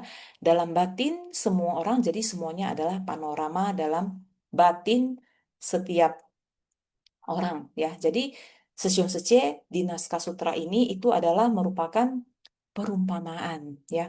Perumpamaan sebenarnya pernah nggak ya Sesiun Sece contoh nih eh, pernah kayak ada satu kerisauan ya kan yang memang kayaknya kok susah ya, nggak ada tidak ada jalan, kayaknya kok tidak ada jalan keluarnya ini. Terus-menerus eh kenapa ya? Ya kan terus-menerus keluar ini. Kenapa saya baik kali sama dia tapi dia kok kayak begitu gitu ya sama saya ya kan eh, mengatakan saya di belakang itu mengatakan hal-hal yang buruk kepada saya. Mengapa demikian? Karena dari satu orang dengar lagi, kenapa kayak begitu ya? Jadi muncul gitu. Nah, tetapi pada saat ya kan kita eh, kalau saya sih biasanya sih melihat dari ini ya, melihat dari kata perenungannya master ataupun melihat ceramahnya master, baik itu langsung dari Swing Fasyang ataupun dari YouTube ya, tiba-tiba entah saya juga nggak tahu itu ceritanya bagaimana ya, tapi kalau master sih mengatakan bahwa itu Chen Kung Miao Yu, bahwa memang nggak kelihatan ya, tetapi itu ada kayak gitu. Tiba-tiba saya melihat dari ceramahnya master gitu, saya dapatkan ini, klik. Oh iya ya, dapat jawabannya kayak gitu loh. Tiba-tiba kerisauan itu hilang kayak gitu. Apa yang saya risaukan? Apa yang saya apakan gitu ya? Tentunya setelah kerisauan itu hilang akan muncul rasa bersyukur. Nah, jadi ibaratnya pada saat di sini ya, pada saat itu ya pada saat persamuan gitu ya Buddha membabarkan dharma, kemudian kita mendengarkan ya kan. Terus ini ada kerisauan-kerisauan ataupun eh, yang nyangkut-nyangkut di hati gitulah. Banyak ya. Master juga mengatakan bahwa itu kan banyak ini ya sesiung secek ya banyak kayak 18.000 tanah itu ibaratnya kondisi kondisi dari batin setiap orang itu berbeda-beda. Nah, harapan semua orang itu kan berbeda-beda. Tetapi ya ini muncul nih ya kan setelah kerisauannya hilang ya itu kan rasa bahagia itu kan bahagia banget gitu ya. Nah, ibaratnya Tolong jahit ah, ah. Ya jadi kemarin bawa ini eh, ya bentar ada mic yang bocor ya Sesiun Secik ya. Nah, jadi bahagia betul banget gitu tempatnya. Sesiun Secik. Bentar ya. Mute dulu. Ya, bahagia banget. Nah, Itulah perumpamaan. Dan bahkan bahkan kondisi batin itu juga di persamuan itu juga dikondisikan sebagai 18.000 tanah yang luas ya. Jadi ya makanya ya kita perlu memahami yang namanya bahwa setiap orang itu memiliki pandangan-pandangan dan eh, pandangan-pandangan cara berpikir yang berbeda-beda gitu ya. Jadi kita perlu belajar yang namanya memahami. Ya kalau kita sudah tahu bahwa bahwa kondisi setiap orang itu berbeda-beda ya kita yang sudah tahu ya kita perlu menyesuaikan gitu. Menyesuaikan kondisinya itu seperti apa. Ya kalau kita bilang itu ya supaya menyamakan frekuensi gitu ya supaya dia melihat kita juga senang, kita melihat dia juga senang ya kan. Nah, itu sesion sece. Jadi kita bisa saling memahami ya kan, kita bisa saling merangkul ya kan. Kita bisa menjadi teman baik, kita bisa menjadi mitra bajik ya, sesion sece ya. Slide berikutnya, Sesiong. Ya, juga turun hujan bunga, mandarafa, dan manjuska serta itu ya hembusan angin, semerbak cendana yang menyenangkan hati, seluruh persamuan adalah semerbak kebajikan dan semerbak kebenaran yang dipancarkan oleh tubuh Buddha, memungkinkan semua orang untuk merasakan semerbak dari bumi. Jadi selain ada bunga Rafa dan bunga manjuska juga ada semerbak cendana. Apakah itu semerbak cendana? Itu adalah semerbak kebajikan dan semerbak kebenaran dari tubuh Buddha. Juga ada semerbak dari perpohonan, semerbak dari batin dan sebagainya. Semua bunga dan semerbak ini membuat semua orang merasa bersukacita dalam hati, lalu membangkitkan tekad untuk mencari dharma menakjubkan. Inilah maksud sebetulnya daripada penampakan tanda-tanda istimewa dari Buddha ya. Oke, kita lihat ya slide terakhir Sesion Sece. Ya, slide terakhir. Ya, berkat sebab musabab ini ya bumi seluruhnya menjadi agung dan bumi.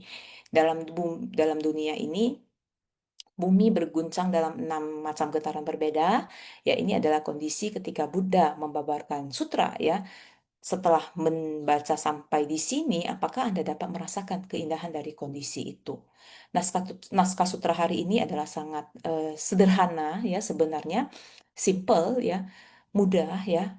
Akan tetapi Sesyum Secie sekalian, jika ya kita hendak menempatkan diri seakan-akan sedang dalam persamuan sutra teratai ini, nah tentunya ya kondisi itu akan sangat indah. Ya, ada tanda istimewa, ya berupa pancaran sinar dari Buddha, ada sedemikian banyak semerbak-semerbak bunga, kebajikan, semerbak kebenaran, dan sebagainya. Benar-benar itu sangat luar biasa. Itu sebabnya setiap orang merasa semangat ya berkobar-kobar dan sangat bersukacita. Dan perasaan sukacita ini benar-benar karena memperoleh apa yang tidak pernah diperoleh sebelumnya Sesiong Sece. Dan ini benar-benar sangat istimewa dan sulit ditemukan. Dulu tidak pernah melihatnya ya perusahaan sukacita dalam Dharma yang sangat-sangat luar biasa. Nah, jadi ya Sesiun Sece ya ibaratnya ini ya Sesiun Sece di saat kita risau ya seperti yang saya katakan ketika kita melihat eh, kata perenungannya master ataupun video ya biasanya itu tiba-tiba itu kayak ada aha ya gitu ada klik gitu kan terus oh iya ya nah kerisauan itu akan hilang Sesiun Sece terus terang iya eh, seperti contoh lah ya ini contoh salah satu kata perenungan pertama ya ada satu kata perenungan pertama dari master yang memang baru saya masuk seci begitu buka ya kan kata perenungan itu langsung muncul ya kan langsung muncul kayaknya itu master mengatakan hal itu kepada saya kayak gitu nah kata master 前脚走后脚放 kalau kita mau maju ya kan kalau kita mau maju gitu itu kaki belakang itu harus diangkat kalau kita mau melangkah 前脚走 maksudnya kaki depan itu mau berjalan kaki belakang itu kita perlu angkat gitu ibaratnya gini apapun yang terjadi di masa lalu ya kan biarkanlah itu berlalu ya jangan asik sikit-sikit mas aku dulu seperti begitu loh nah kalau dulunya itu ya kalau umpamanya ya kita kan nggak tahu ya maksudnya setiap kondisi orang itu akan berbeda-beda ya Jangan selalu terpaku dengan masa lalu. Itu semuanya sudah berlalu. Baik itu eh, pengalaman yang memang kurang, yang tidak mengenakan, ataupun kejayaan di masa lampau, ya, Sesion Sece, itu sudah berlalu, Sesion Sece. Mau maju, ya kan? Ayo, kaki depan melangkah, kaki belakang itu harus lepas. Jangan fokus lagi ke masa lalu kayak gitu. Dan itu membuat saya saat itu ya, oh iya ya, ya, kayaknya ada apa itu? Karena saya suka tuh meli, apa, asik memikirkan masa lalu, masa lalu itu mengganggu pikiran saya, benar-benar sangat membuat saya risau dengan kondisi saya saat itu. Karena dulu saya begini, sekarang saya begini. Asik lihat masa lalu, karena kan masa lalu kan lebih enak, masa lampau waktu itu kan lebih enak, Sesiung Secie. Nah, tetapi karena kata perenungan dari master ini, ya, membuat saya itu sadar, ibaratnya satu batu yang sangat besar itu langsung dibuang gitu. Jadi eh, apapun itu, ya, Sesiung Secie, ya, kalau kita mau belajar, ya, Sesiung Secie tentunya ya seperti tadi Madiono Sesiung katakan juga, ya, bahwa kita perlu belajar yang namanya humble. Humble, ya, barulah kita memang bisa nih mendengar apapun, ya kan, eh, dimanapun, ya, barulah bisa belajar. Tetapi kalau keangkuhan kita itu masih ada, kesombongan diri kita itu masih ada, Sesiung Secie, dan merasa seperti saya dulu, ya, merasa diri sendiri itu paling hebat, ya, paling pintar, belajar paling banyak, kita tidak akan kemana-mana. Nah, gitu. Jadi perlu belajar yang namanya humble. Makanya nanti itu pikiran itu akan jauh lebih terbuka, dan kita akan belajar jauh lebih banyak dari yang sebelum-sebelumnya, Sesiong Secie.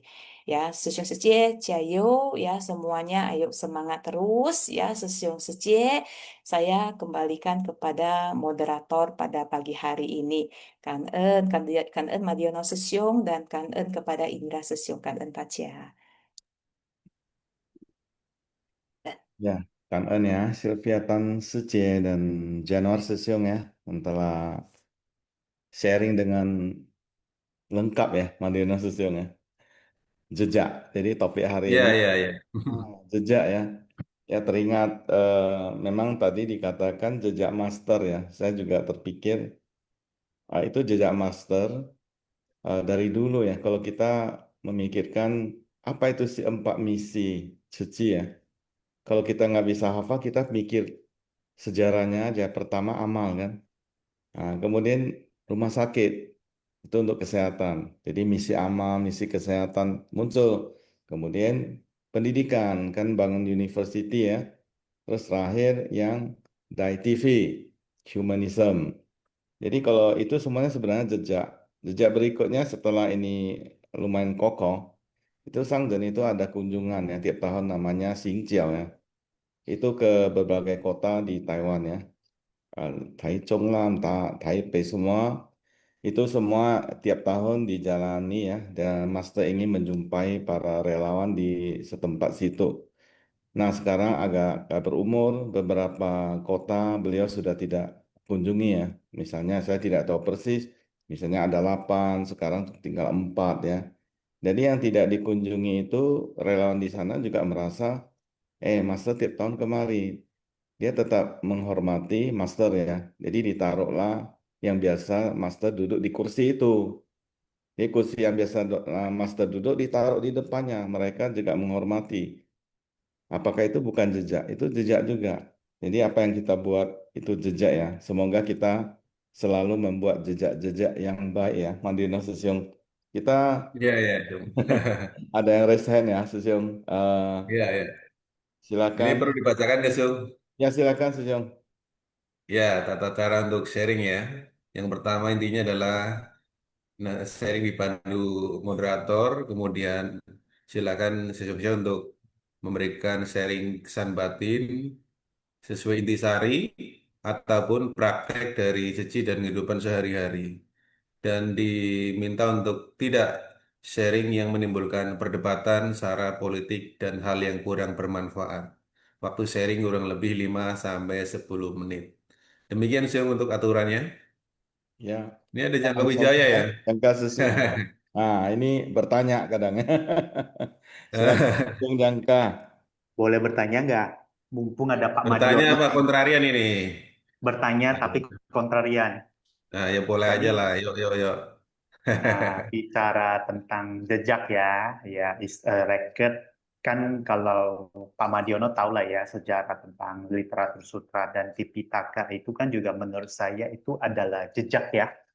Dan jejak itu perlu ditelusuri dan dipahami supaya supaya kita punya pengertian lebih benar, dan pengertian lebih benar itu tentu diharapkan bisa lebih wise ya. Sebelumnya kanten ya. Jadi gini, ada salah satu sutra sebenarnya ada spesifik yang pengen saya bahas ya, karena kan sutra tertulis itu sorry ya agak sedikit oot, tapi mungkin ada kaitannya dengan topik kemarin ya, ada sedikit ya, mohon izin ya. Jadi gini Pak Madiono. Pak Madiono kita tahu ya, kalau di Pacentau itu kan ada mata pencaharian benar ya, dan juga kata Buddha, menurut literatur Buddha itu kriteria mata pencaharian benar itu saya buka contekannya, itu kan ada 5 jenis ya yang perlu dihindari: senjata, manusia, daging, miras, racun. Yang menjadi pertanyaan, eh, apa ya pertanyaan saya ya? Kok Buddha bisa ngomongin seperti itu? Asal usulnya dari mana sih? Kayak semacam pertanyaan saya, rumusnya kayak gini. Itu dari mana rumusnya dari 5 macam ini? Kenapa saya bertanya seperti itu? Mohon maaf ya. Jadi gini, bicara tentang makhluk hidup ya, di salah satu per 5 ya, makhluk hidup ya. Ya apa ya, kalau makhluk hidup, kalau misalkan saya berdagang makhluk hidup, itu juga kita perlu lihat tujuannya. Kalau misalkan saya datang ke Vihara Sukapangsen, saya jualin burung, setelah diliamking, otot, dilepas, saya tangkap lagi, jual lagi. Diliamking, dilepas, tangkap lagi, jual lagi. Dilepas, diliamking, lepas, tangkap lagi, kayak gitu. Namanya mengisengkan, yaitu jelas-jelas mata pencaharian yang kurang benar. Memang malu hidup. Tapi di sisi lain juga Pak Madiono, kalau misalkan saya jadi supplier mencit atau tikus putih, ya supplier mencit atau tikus putih, saya supply-nya kemana? Sorry ya, katakanlah ke UI, katakanlah ke ITB, katakanlah ke beberapa universitas berbasis riset, mungkin ke kedokteran, ke biologi, atau ke farmasi. Ya, walaupun juga pada akhirnya juga tikus juga harus dibunuh juga ya, tapi untuk percobaan-percobaan seperti praktikum atau tes obat atau tes pangan, as a prosedur, ya, aku kalau mau bilang ke supplier itu melanggar mata pencaharian benar, kayaknya rasanya nggak relevan juga. Karena aku tahu tikus disuplai memang pada akhirnya dibunuh, tapi ada manfaatnya untuk teknologi ya, teknologi pengobatan salah satunya. Ataupun misalkan racun, ya racun atau obat-obat terlarang ya, kalau jadi kartel ya tentu juga mata pencarian jelas kurang benar. Tapi kalau misalkan obat-obat tertentu disuplai ke rumah sakit sebagai bahan anestesi, itu kan juga nggak bisa dibilang orang itu mata pencarian nggak benar. Pada anestesi itu diperlukan untuk ya anestesi itu diperlukan untuk ya operasinya lancar seperti itu ya. Ya, kalau misalkan kita jual secara ilegal itu tergolong obat terlarang juga sebenarnya anestesi, sepengetahuan saya seperti itu. Jadi pertanyaan saya Pak Madiono, asal usul dari 5 macam itu datang dari mana? Kayak gitulah, jejaknya itu datang dari mana? Itu mungkin Pak Madiono bisa bantu jawab ya, karena kita perlu belajar jejak ya. Pahami benar, jangan pula nanti ketemu orang supplier tikus dibilang, "Weh, mata pencarian lu nggak bener." Nah, bukan juga puyeng saya, gimana nilainya? Seperti itu ya. Kan En ya, sorry ya, kalau pertanyaan agak ribet, tapi mungkin Pak Madani bisa bantu jawab ya, kan En. Ini spesifik ke saya nih. Kan Baik, kita dosen, coba. kan Baik, dosen. baik. Baik, saya akan coba jawab ya. Aturan muncul dalam ajaran Buddha itu kontekstual. Kontekstual itu sesuai masanya gitu loh. Kalau kita lihat misalnya di aturan para biku yang hari ini mungkin di dalam Theravada ada 227 aturan, itu juga muncul secara bertahap, tidak langsung plak aturan adalah ini sampai 200 lebih enggak, tapi ada kontekstual. Pelanggaran yang dilakukan tidak boleh diulang, aturan satu, pelanggaran dua, tiga, empat, lima. Nanti dikategorikan ini sangat berat, ini sedang, ini ringan, ini boleh ditoleransi dan seterusnya. Artinya aturan munculnya juga kontekstual. Ajaran juga demikian ya. Jadi kalau misalnya larangan-larangan, misalnya tadi yang ditanyakan Sesung Jangka, misalnya aturan, oh kenapa dianggap sebagai latar belakang adalah ini adalah 5 hal atau penghidupan yang salah ya, mica ajiwa atau bukan sama ajiwa tapi mica ajiwa alias penghidupan yang salah, berdagang senjata, makhluk, daging, minuman keras dan racun, itu ya ada konteksnya saat itu. Pada prinsipnya kalau kita secara konsep paling dalamnya, kalau kita masalah makhluk ya, makhluk itu kan dari dalam ajaran Buddha, itu kan jelas. Semua memiliki benih kebudayaan, semua punya hak hidup, semua punya hak bahagia.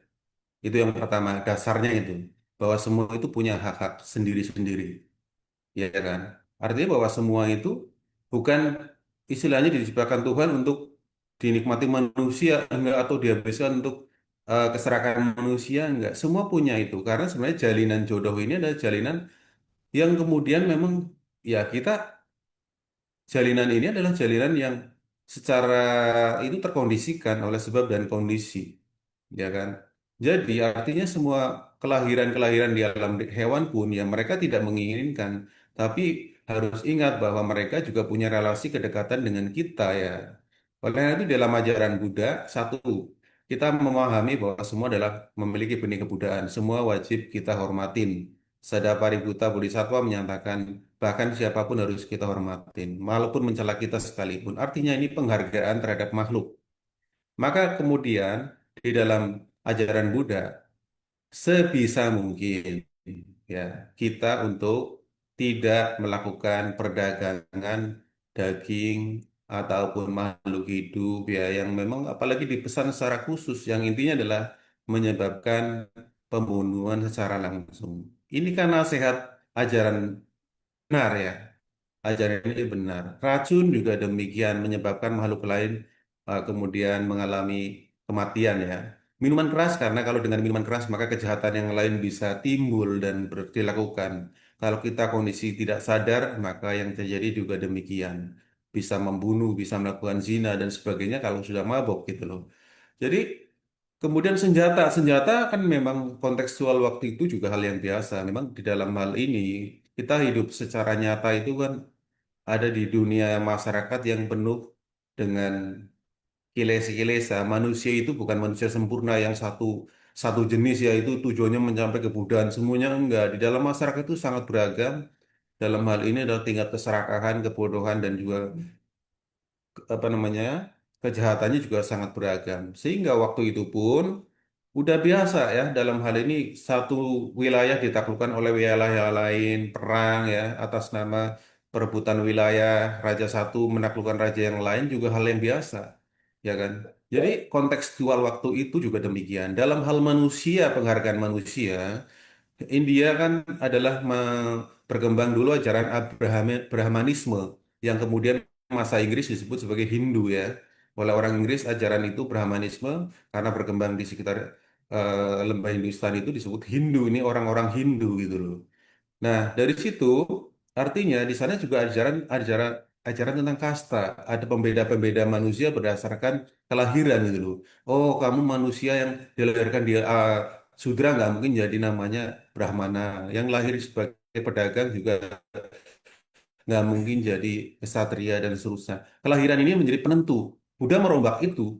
Enggak, bukan karena kelahiran seorang menjadi terhormat dan tidak terhormat, tapi perilaku yang akan menjadikan itu sebagai pedoman bahwa akan menjadi dihormati atau tidak dihormati, bijaksana justru berkembang atau tidak, bukan karena kelahiran. Jadi dalam hal ini, kalau memang ini dilahirkan sebagai anak Brahmana, kalau perilakunya kurang bagus ya dalam ajaran Buddha ya tidak layak dihormati.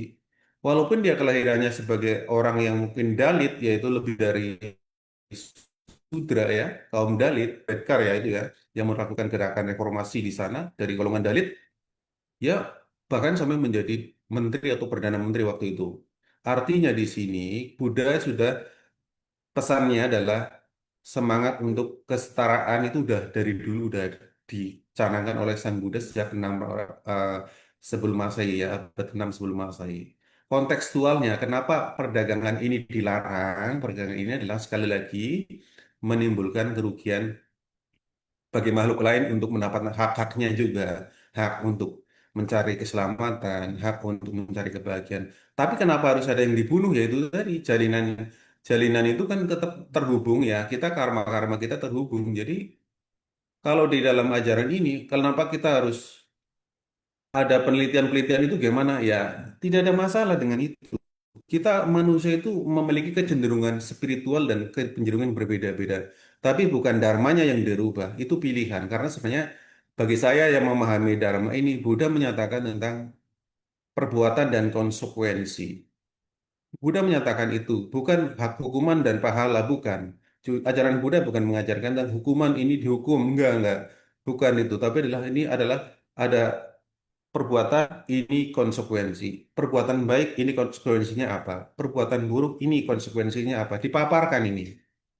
Sebagai manusia kita kemudian belajar dharma. Oh, saya harusnya menuju ke ideal ya, yang baik-baik. Tapi ternyata terkondisi masih harus berdagang hewan ya.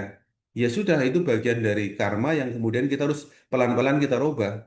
Kalau tiba-tiba misalnya kita memang dari dulu eh, sudah bergerak di bidang bisnis yang melibatkan, ya maaf ini misalnya penjual belian hewan. Setelah belajar dharma, setelah belajar dharma kemudian berubah kemudian kita memahami dharma. Ya pelan-pelan kita rubah nggak masalah. Tapi kan kita adalah berusaha untuk meningkatkan kualitas diri terus-menerus. Kalau misalnya kayak tadi masalah penelitian-penelitian menggunakan itu, ya kita tidak boleh merubah dharmanya bahwa itu tetap berdampak. Tapi dampak itu kemudian kan dalam ajaran Buddha itu kita itu bukan kemudian karmanya benar-benar hilang, enggak ya. Tapi kita seperti menyaruh air, sorry, menaruh garam di dalam danau yang luas, danau air tawar yang luas, maka tidak berasa itu rasa asinnya ya. Nah, seperti itu. Artinya nanti karma-karma yang lebih kecil lagi, apalagi membunuh hewan, kan karmanya mungkin tidak sebesar dengan membunuh manusia yang mulia misalnya. Itu seperti itu nanti akan tertutupi atau boleh dikata adalah tidak bisa bertumbuh karena kondisinya tidak mendukung untuk bertumbuh. Karena apa? Ada kebajikan yang lebih besar yang terus dikembangkan. Oleh karena itu, ketika kita melakukan suatu perilaku yang salah, keliru, pembunuhan dan hal sebagai macam yang kecil-kecil ini, kita harus terus menambah kebajikan yang lebih besar. Supaya apa? Karma buruk ini tidak berkembang dan tidak menimbulkan dampak hasil. Gitu ya, Jangka Wijaya ya. Jadi tetap dharmanya tetap jangan dirubah. Oh, nanti demi misalnya penelitian boleh dong kita merubah dharmanya, berarti boleh dong nggak masalah dong kita untuk membunuh hewan. Ya enggak, tetap nggak boleh. Tapi kita tahu tadi hukum Konsekuensi. sebab dan akibatnya begitu. Seung. Itu ya Oh, singkatnya ya. jadi mungkin satu pertanyaan lagi. Dengan Ya. kata lain, mata pencaharian benar itu ya bukan soal 5 macam itu ya, tapi harus lihat aspek-aspeknya ya. Memang sih di sutra seperti itu, setiap yang kita lakukan ada pro dan istilahnya ada konsekuensinya, tapi bagaimana kita cara mengendalikan konsekuensi tersebut lah ya. Contohnya saya supplier tikus, ya udah saya harus kayak melakukan karma penawarnya lah, seperti itu ya kira-kira ya. Nah, Kayak gitu begini ya ya, Pak Madino. Ya, begini yang Sisul, terbaik saya nanti potong dulu ya, perubahannya, Sung. Ya, jadi saya potong sedikit. bentar dulu. Maksudnya tadi satu lagi ya.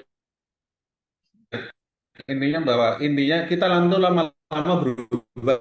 Kalau kita berkali-kali yang lain nanti kalau udah siap nanti pelan-pelan juga nanti akan berusaha akan menghentikan bisnis itu ketika sudah siap. Seperti itu sih. Jadi Tadi lebih ya arahnya sebelum adalah kita, untuk peningkatan kualitas saya diri. mau tambah sedikit boleh, Tapi hanya gini ya. itu sesuai kapasitas. Maka Ya, suaranya ganda Sisil. Ah, oke. Ah, Ini pertanyaan jangka sesional Silakan, sebenarnya silakan. ke dharma kehidupan nih. Karena ditanya tentang jual beli tikus untuk tujuan kedokteran. Itu udah masuk ke dharma kehidupan. Artinya kita ambil apa ya hukum positifnya. Dunia memandang ya, bukan hanya satu agama ya. Bahwa percobaan yang benar untuk tujuan kesehatan itu dibenarkan, kecuali ada pengganti. Yang tidak boleh, contohnya no animal test untuk produk apa? Kecantikan, shampoo, segala macam itu ada. Jadi kalau bisa itu mereka biasanya ban ya untuk produk ini. Tapi untuk kesehatan itu nggak habis dibahas. Contohnya kalau dia salah, kemudian Anda memakai obatnya, gimana pula?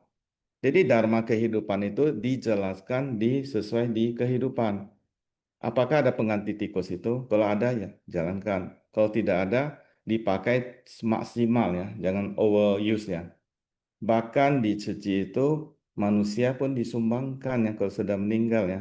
Itu silent mental. Jadi sebenarnya ringkasnya ya kalau udah masuk dharma kehidupan, nanti kamu tanya lagi saham lagi benar nggak judi kan?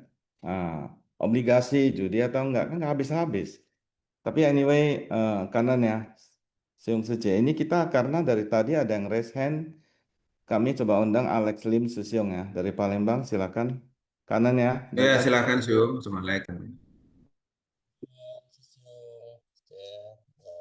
Nggak punya waktu nih. Selamat pagi semuanya. Saya izin aja nih, cuma sedikit dari ada saja tadi.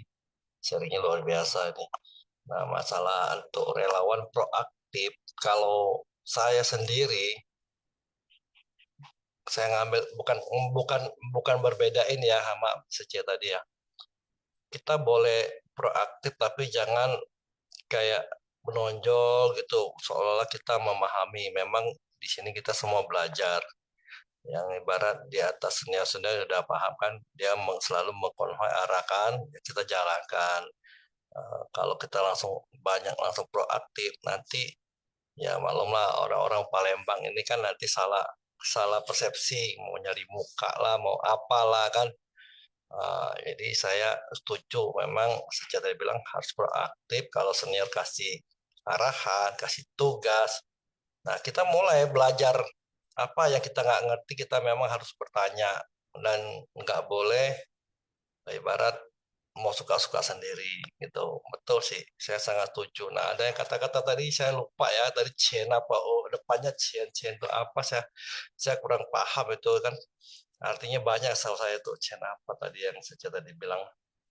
Ah, dan juga masalah kalau bercerita panjang lebar masalah balik ke hewani itu juga tentang function sih, saya sih jujur walaupun saya agama Buddha, function itu dari kepercayaan lah ya. Dulu saya suka, tapi setelah itu saya nggak mau. Karena pas saya pikir saya function,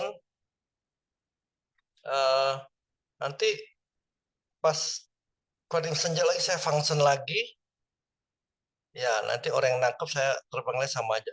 Saya ibaratnya tidak melepaskan, biarlah hewan yang terbang tapi ditangkap orang lain terserah. Kalau saya sih nggak mau. Itu aja. Mungkin ada kesalahan apa, tolong Sesiong Indra sama Sesiong ini siapa, minta tolong diperbaiki ya, karena Sesiong.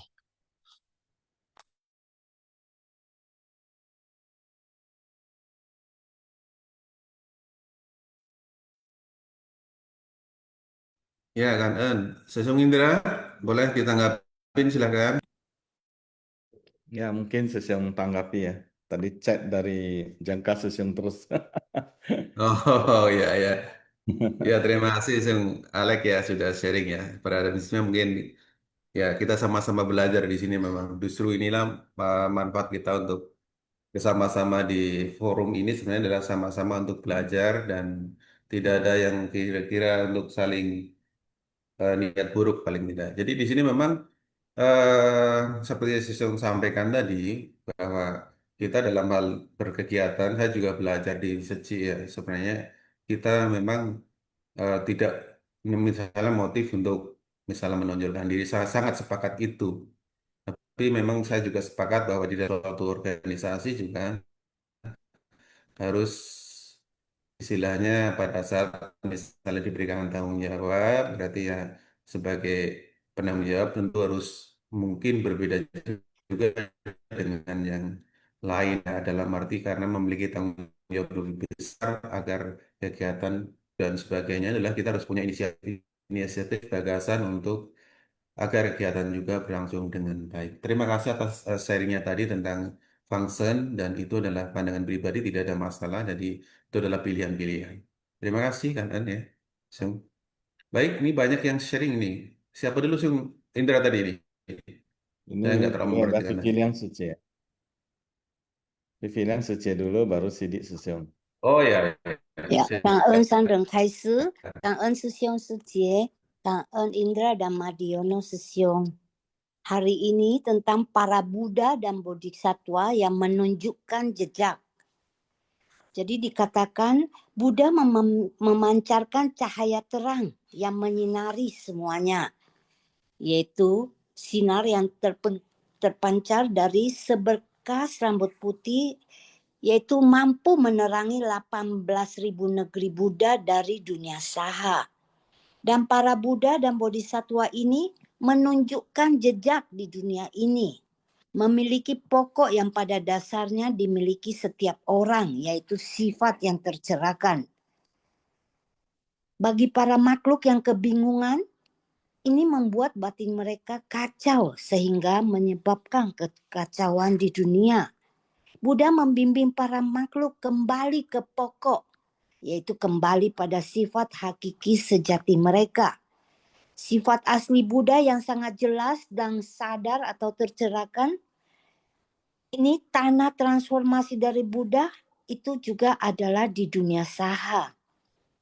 Bagi orang yang memiliki ikrar yang sama, sifat hakikat, kebudaan yang jelas dan sadar, menampakkan jejak sebagai bodhisattva, datang membantu Buddha Sakyamuni membimbing para makhluk. Jejak yang ditunjukkan dimulai ketika Buddha lahir, meninggalkan jejak perjalanan hingga mencapai pencerahan.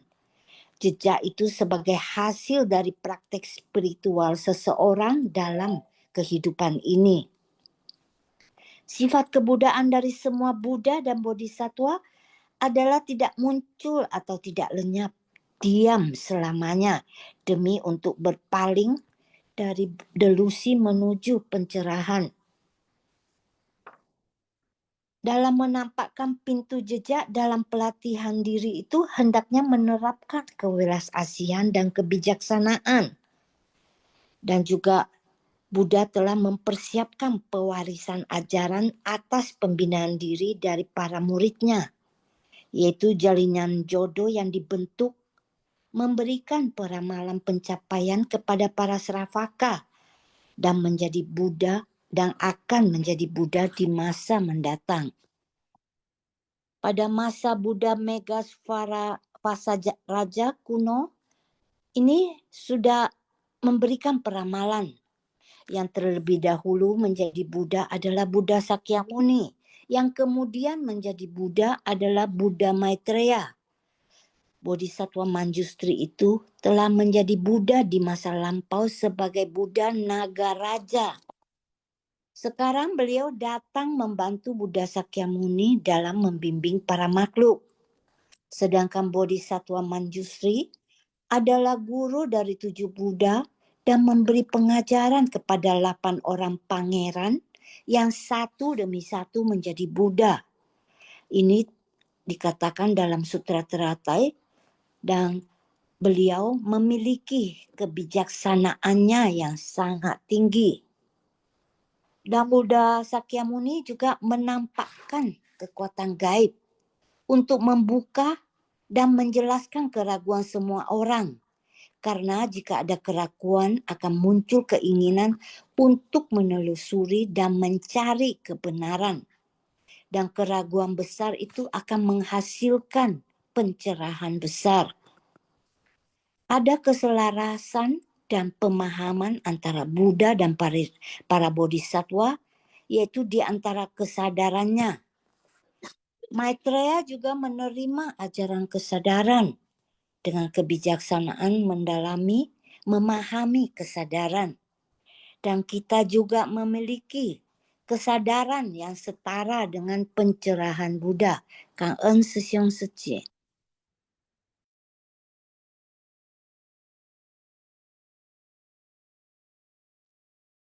Ya, kanan Vivi dan Sece ya yang telah review ya, refresh, summary ya. Jadi untuk topik hari ini juga kita langsung aja ya. Sidik Sesiong silakan. An Indra Sesiong, An Madiono Sesiong. Mau coba nanggapin sesuatu hal tentang hewan-hewan yang digunakan di laboratorium percobaan ya, terutama untuk obat-obatan maupun hal-hal lainnya. Sebenarnya yang harus kita lihat tuh bukan mereka yang menggunakan hewan tersebut. Coba kita pindahkan sudut pandang kita ke hewan yang digunakan di laboratorium tersebut. Karena kenapa? Hewan-hewan tersebut sebenarnya adalah bodhisattva, jelmaan Buddha-Buddha, para Buddha yang datang ke dunia ini mengorbankan jiwanya. Jadi dalam perumpamaan cerita-cerita Buddha pun kita udah sering dengar ya, Buddha menjelma jadi hewan untuk membantu manusia di sekitarnya, jadi ikan untuk bisa dimakan, dan lain-lainnya. Jadi mereka itu adalah Buddha yang menjelma sebagai hewan, mengorbankan tubuh mereka untuk menyelamatkan manusia. Dan saat kita mulai menyadari hal tersebut, maka seharusnya kita tumbuh cinta kasih kita pada hewan lebih banyak lagi gitu. Jadi jika ada satu hewan yang istilahnya ada satu ekor hewan yang menggunakan tubuhnya untuk menyelamatkan kita. Kenapa kita tidak mau mulai berpikir untuk menyelamatkan lebih banyak lagi hewan-hewan lainnya? Jadi seperti itu ya. Jadi kalau kita udah punya kesadaran, kasihannya hewan-hewan yang digunakan di lab, kita nggak usah lihat tentang orang yang menggunakan hewan itu. Yang kita lihat adalah pengorbanan dari hewan tersebut harusnya dibalas dengan kita berhenti mengkonsumsi hewan-hewan lainnya lebih banyak lagi. Itu sharing saya hari ini, Kanan Sesiong Sejia. Ya, ini bagus ya pandangan Sidik Sesiong ya.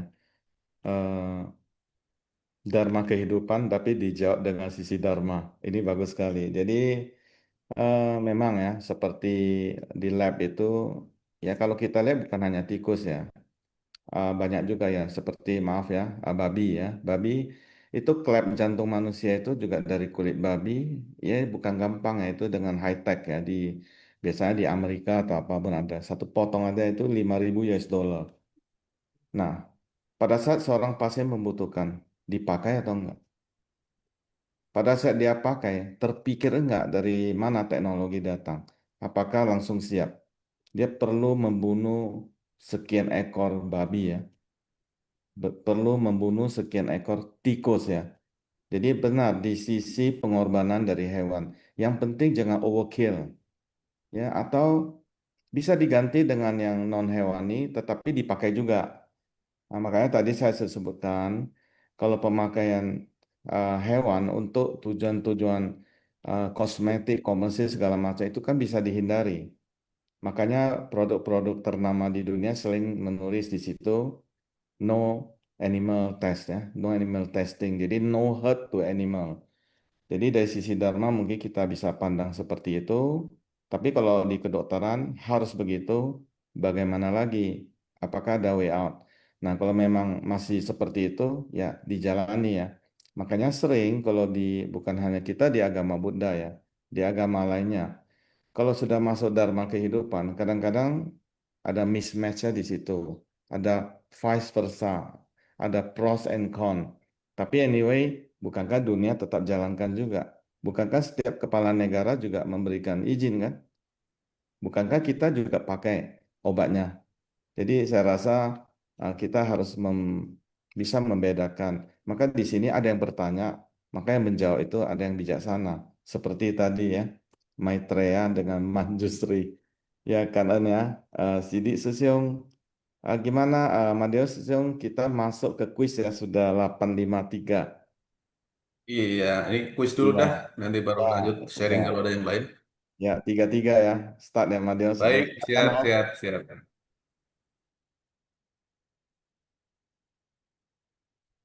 Oke.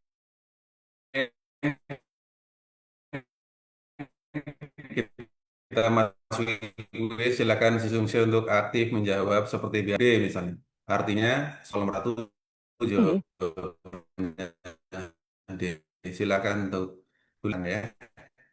Baik, kita mulai untuk soal nomor 1. Boleh dibantu? Ya.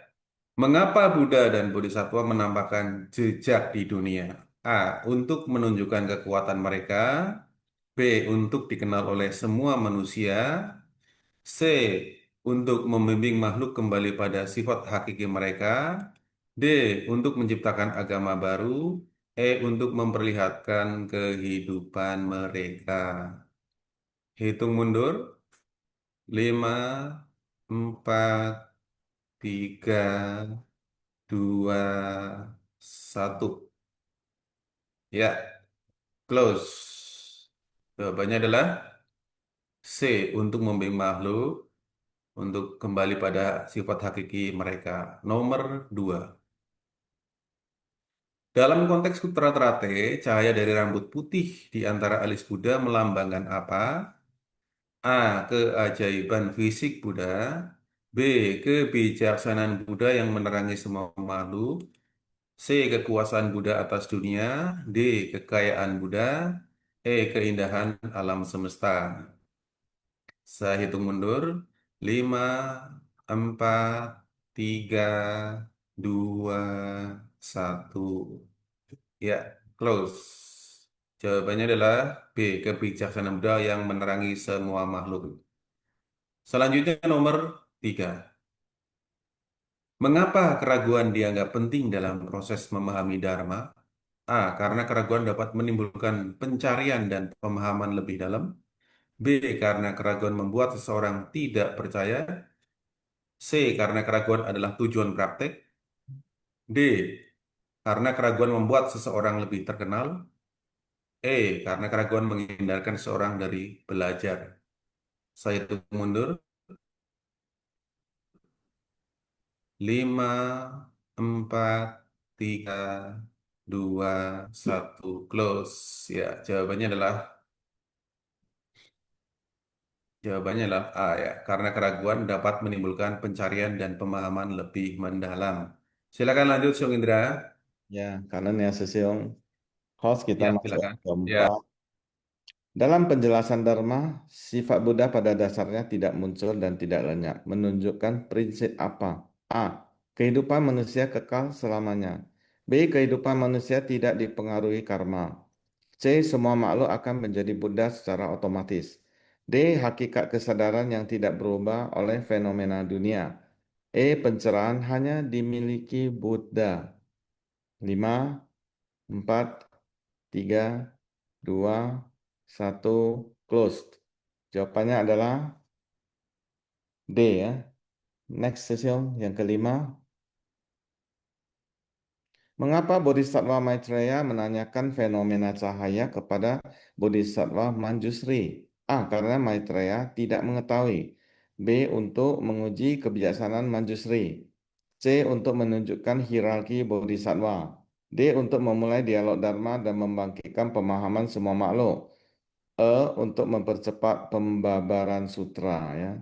Sangat bagus ya soal ini ya. Jawabannya 5, 4, 3, 2, 1, close. Jawabannya adalah D ya. Memulai dialog ya.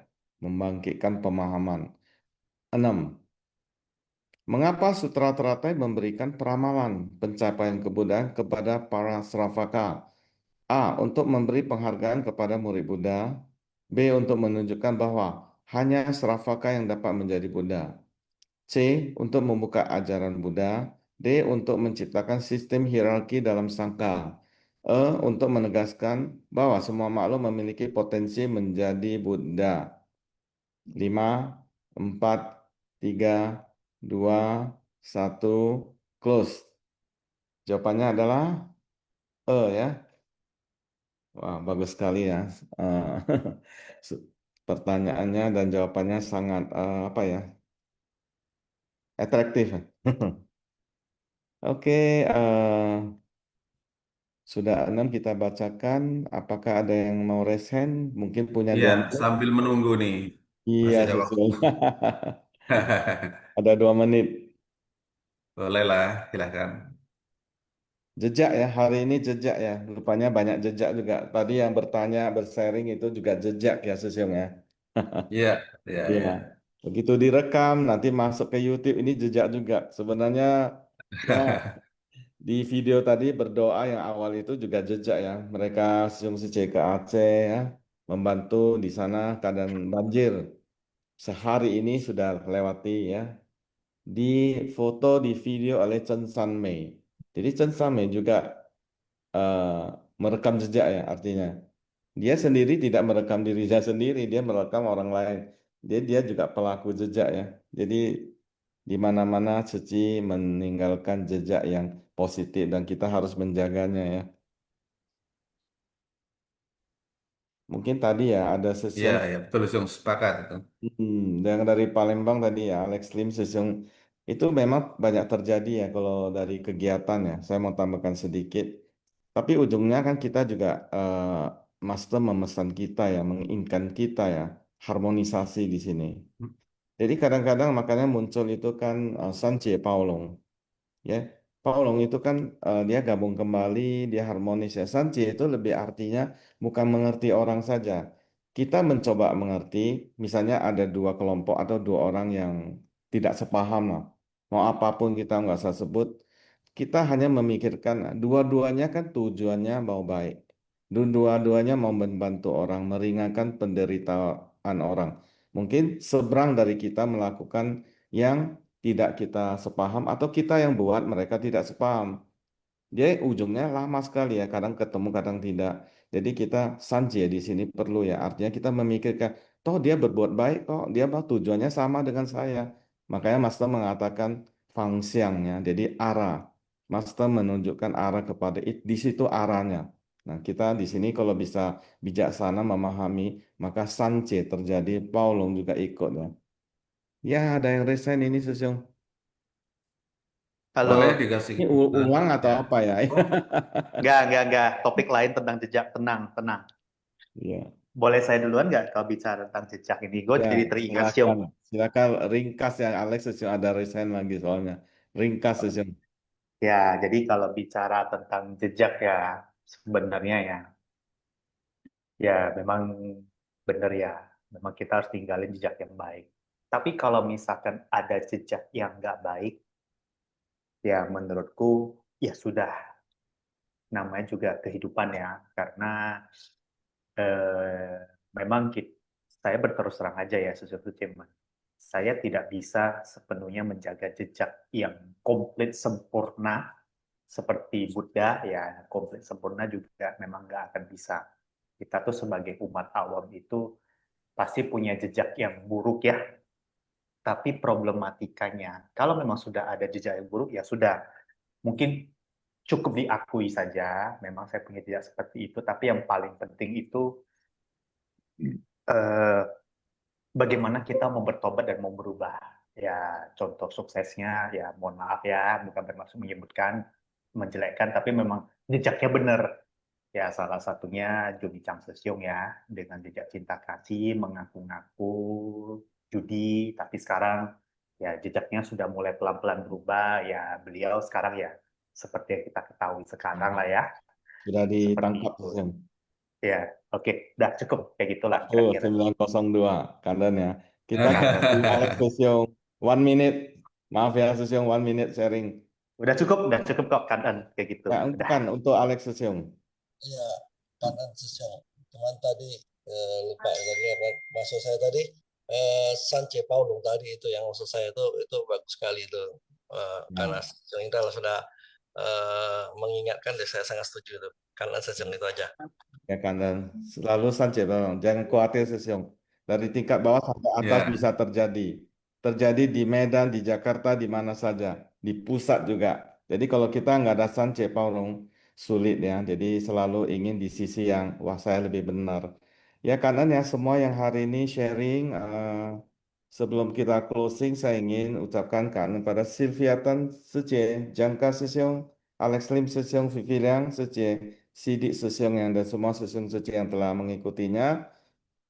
Karena waktu juga hari ini ada kosakata ya. Host, kalau ada silakan. Apakah ada kosakata hari ini, Haliman Sesiong?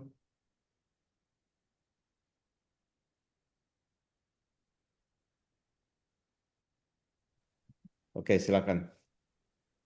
感恩师公上人开示，感恩师故事博，金寺妙莲华熏法香与会，Kosakata熏法香Bab 1 Pendahuluan Episode 82 Para Buddha dan Bodhisattva menunjukkan jejak di dunia. Manchu Shahwa Bunga Manchu Saka Cantan Siang Semerbak Cendana Khairan Senang, gembira, suasana hati yang baik, perasaan yang menyenangkan. 感恩师父师伯，早上好。 Ya, tanahnya Syaposa. Jadi waktu juga ya, kita wensing dulu sebelum closing semuanya. Siung Sece, Cing Cili. Xin He Zhang. Xiang Fo Pu Sa, Ji Shang Ren Xing, San Wen Xing Li, Wen Xing. 再温馨，三温馨。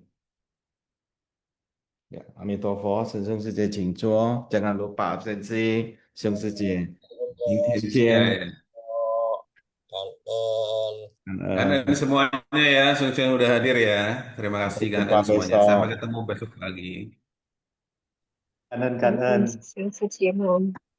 Lupa waktu, kukira habis kuis 8.30 itu udah jam 9. Astaga. Sorry. Jadi ngambil jatah kuis kanan ya. Gak apa.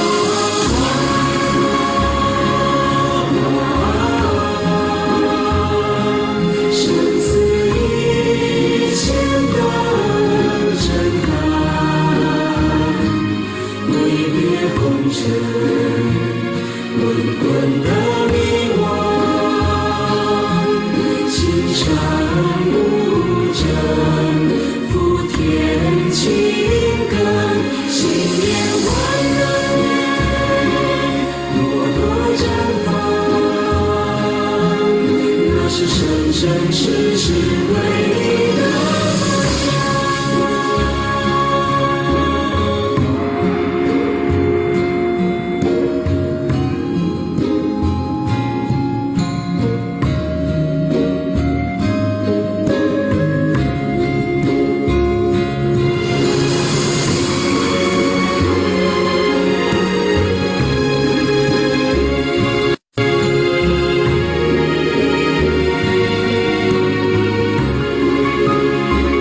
擦干了眼泪，抖落了红尘，慈悲即是为群生，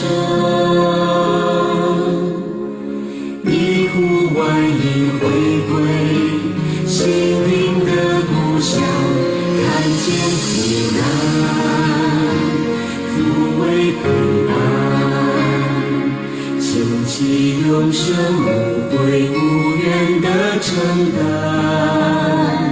走过了山巅，路过了河川，平bình交加的遗憾，激发誓语，誓要的愿望，串联爱情，汇聚力量，无忧无惧照亮世界的黑暗。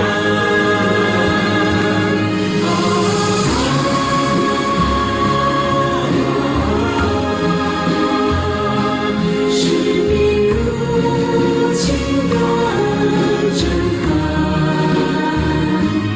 推动教育人